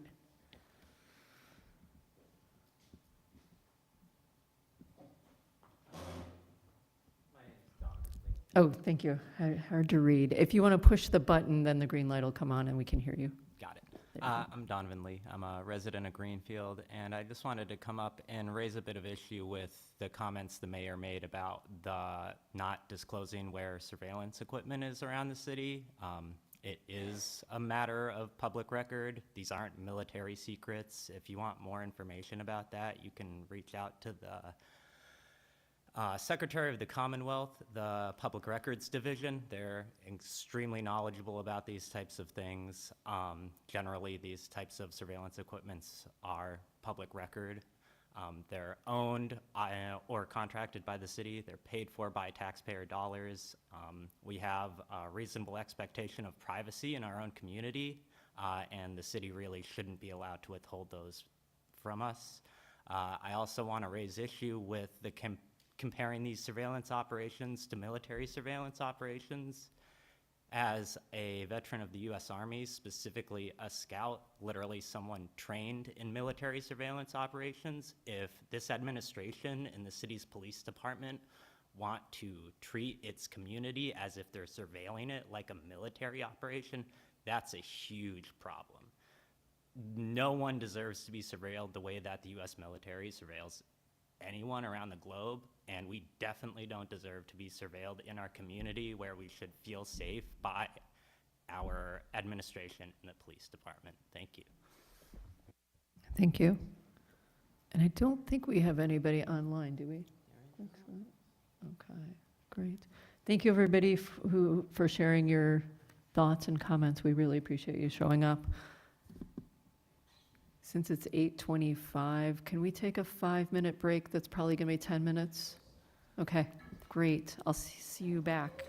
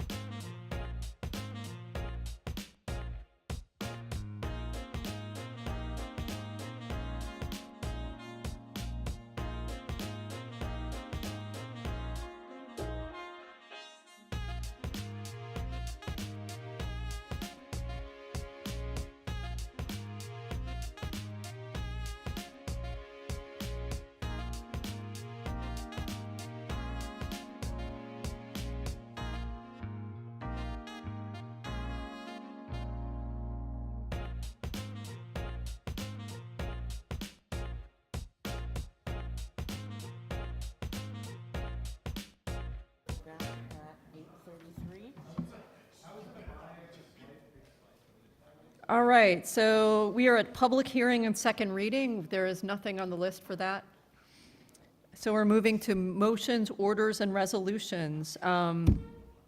So with Counselor Golub being sick tonight, this is all going to go to Counselor Garrett for a little while. And it's just a reminder, every year that ends with a 5, we have to, or 0, we have to review all of our ordinances. So a lot of these that you're seeing in front of you tonight, it's not because we're redoing all of the codes, it's some tweaks that are happening to our ordinances as part of that ordinance review. Counselor Garrett, for the first one, Crossroads Cultural District Committee. Okay. So I read the order, then we give the report from committee after it's seconded, right? Yep. Okay.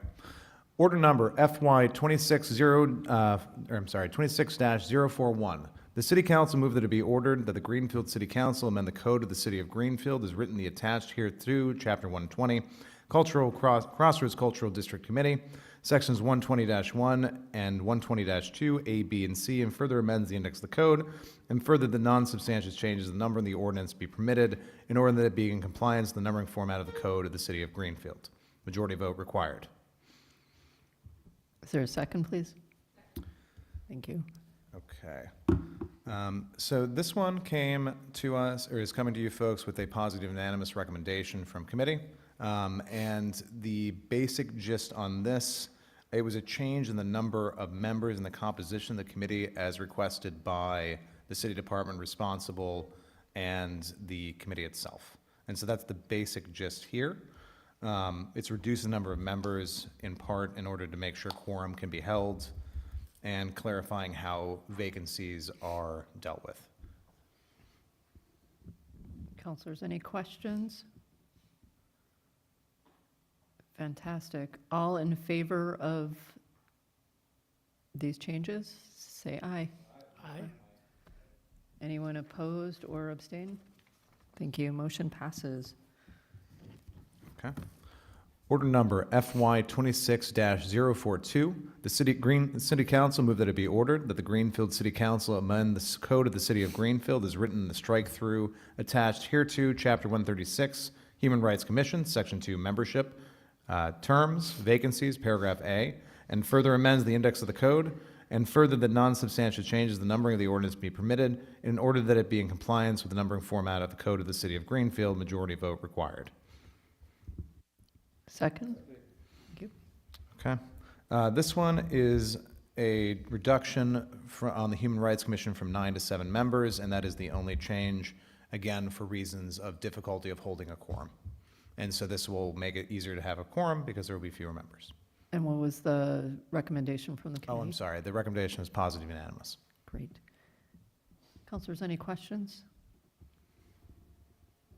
All in favor, say aye. Aye. Any abstentions? Opposed? Motion carries. All right, we're on Chapter 193. Okay. Order number FY 26-043. The City Council move that it be ordered that the Greenfield City Council amends the code of the City of Greenfield by deleting the entire Chapter 193 Ways and Means Committee in its entirety, and further amends the index of the code, and further the non-substantive change of the numbering of the ordinance be permitted in order that it be in compliance with the numbering format of the code of the City of Greenfield. Majority vote required. So this one needs an explanation. It was positive unanimous.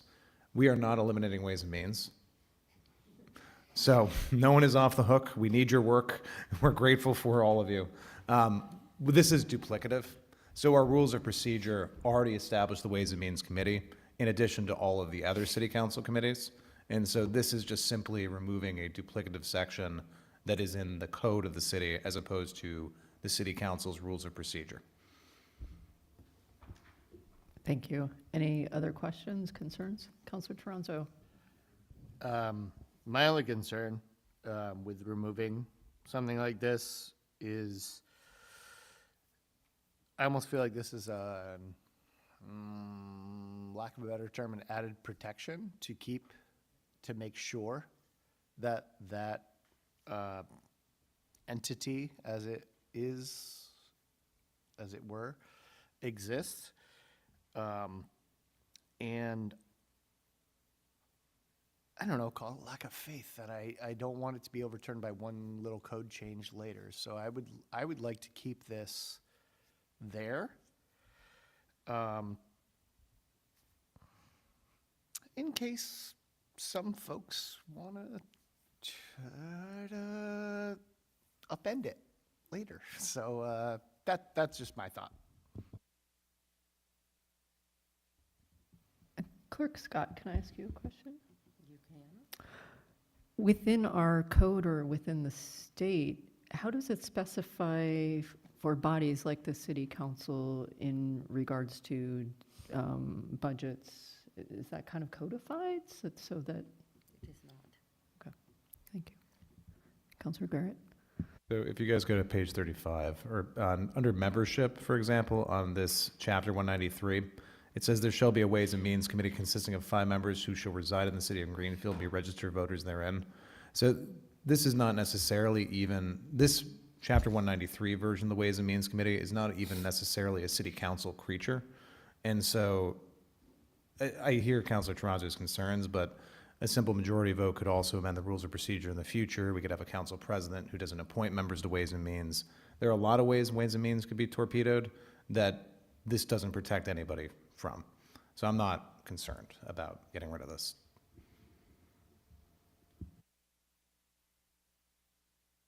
Any other discussion? All right, I think we can go, oh, Councilor Mesicharo. Yeah, I'm not sure I'm for this either.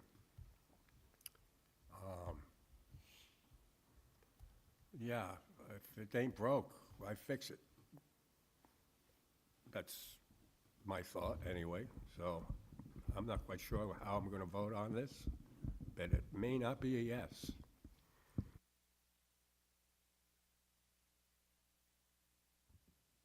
All right, I don't see any other questions. I think we're just going to do a voice vote again. So all in favor, say aye.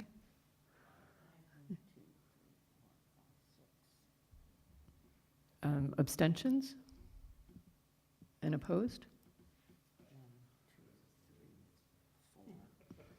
So, the kicker is,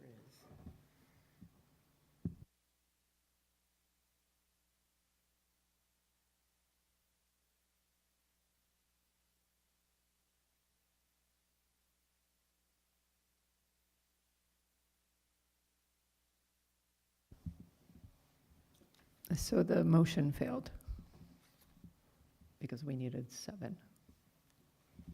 All right. Sure, go ahead and explain. so in the charter, it requires that a majority vote of the council, 7, needs to happen to affect a change in an ordinance or to approve an ordinance. This only received 6 yes, there were 7 no's, so it fails.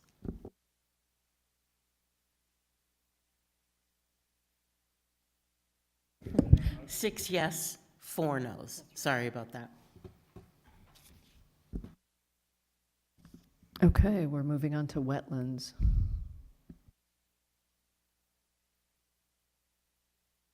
Order number FY 26-044. The City Council move that it be ordered that the Greenfield City Council amend the Code of the City of Greenfield as written in the strike-through attached hereto, Chapter 423, Wetlands Protection, and further amends the index of the code.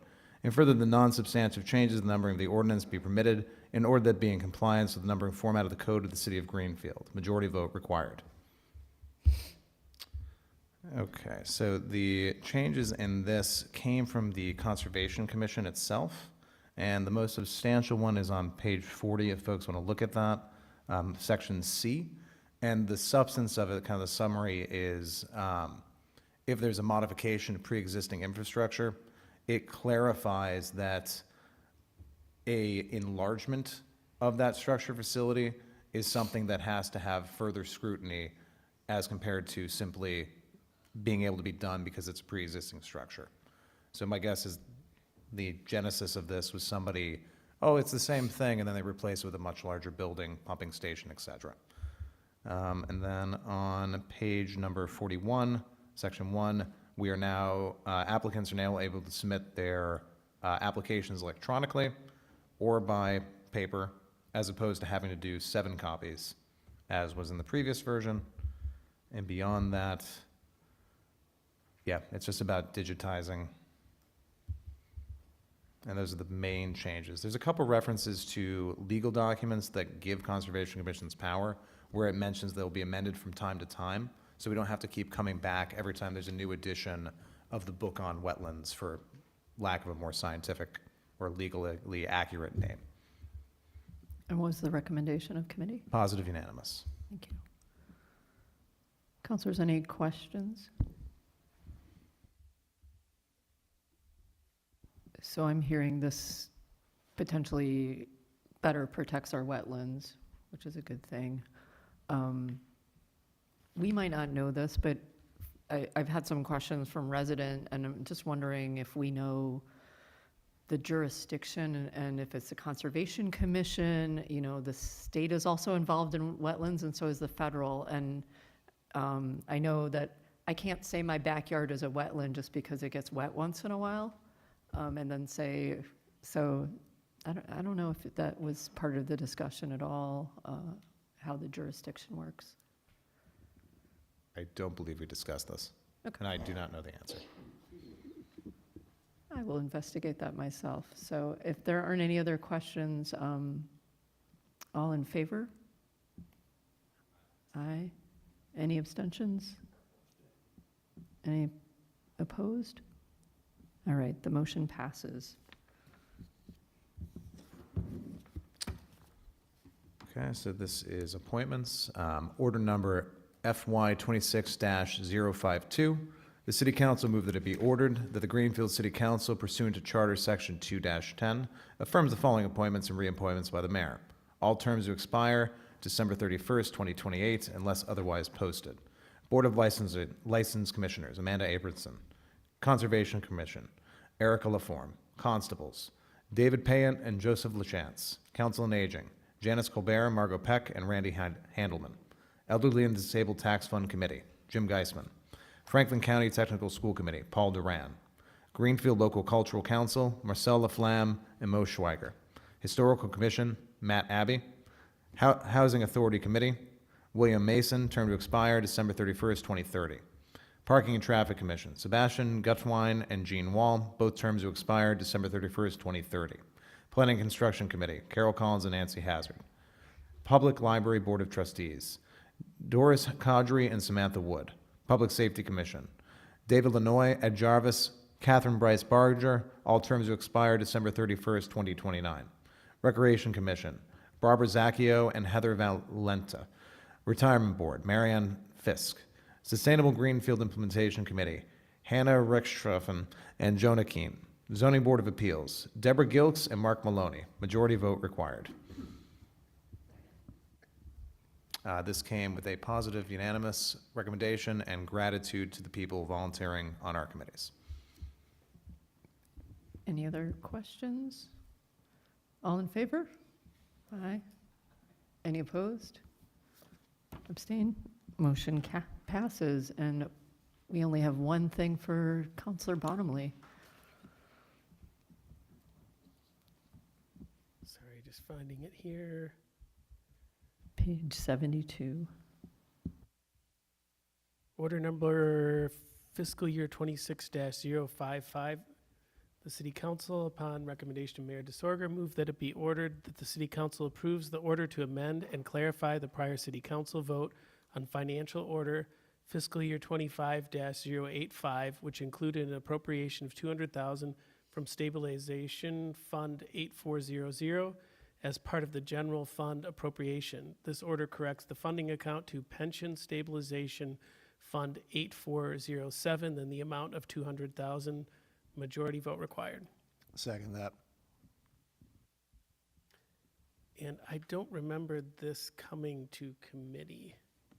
I don't think it did, but it looks like it's just a clarification of the funding. Yeah, chairs, we decided to send it straight since it was Yeah. just a correction. Yeah, so I think it's just, it looks like just a correction. So any questions, councilors? All in favor, say aye. Aye. Any abstain and et cetera? Okay, motion passes. Okay, so we do not have presentation of petitions or papers, report of committees, unfinished business, or old business. So we're at new business now and first reading. And it looks like these are all ways and means. So Counselor Bottomley, if you could walk us through it. Yep. City Council first reading, November 19th, 2025. Approve amount not to exceed $85,000 from capital stabilization account number 8402 to complete installation of high-speed electric vehicle charger at police station. Approve $47,577 from capital stabilization account number 8402 for IT upgrades to public safety equipment. Approve amount not to exceed $10,000 from capital stabilization account number 8402 to continue engineering and consulting services for cleanup project study at former Lunt Silversmith property. Approve amount not to exceed $20,000 from capital stabilization account number 8402 for site work and paving around DPW sludge press. Thank you so much. Any motions for reconsiderations? I will take a motion to adjourn. I move that. Oh. That was it. I'm sorry, I got confused. Who motioned? I moved. And we had a second? Great. Made a All in movement. favor? All right, it is 8:50 and we stand adjourned. Thank you, everybody, for your service and for your evening.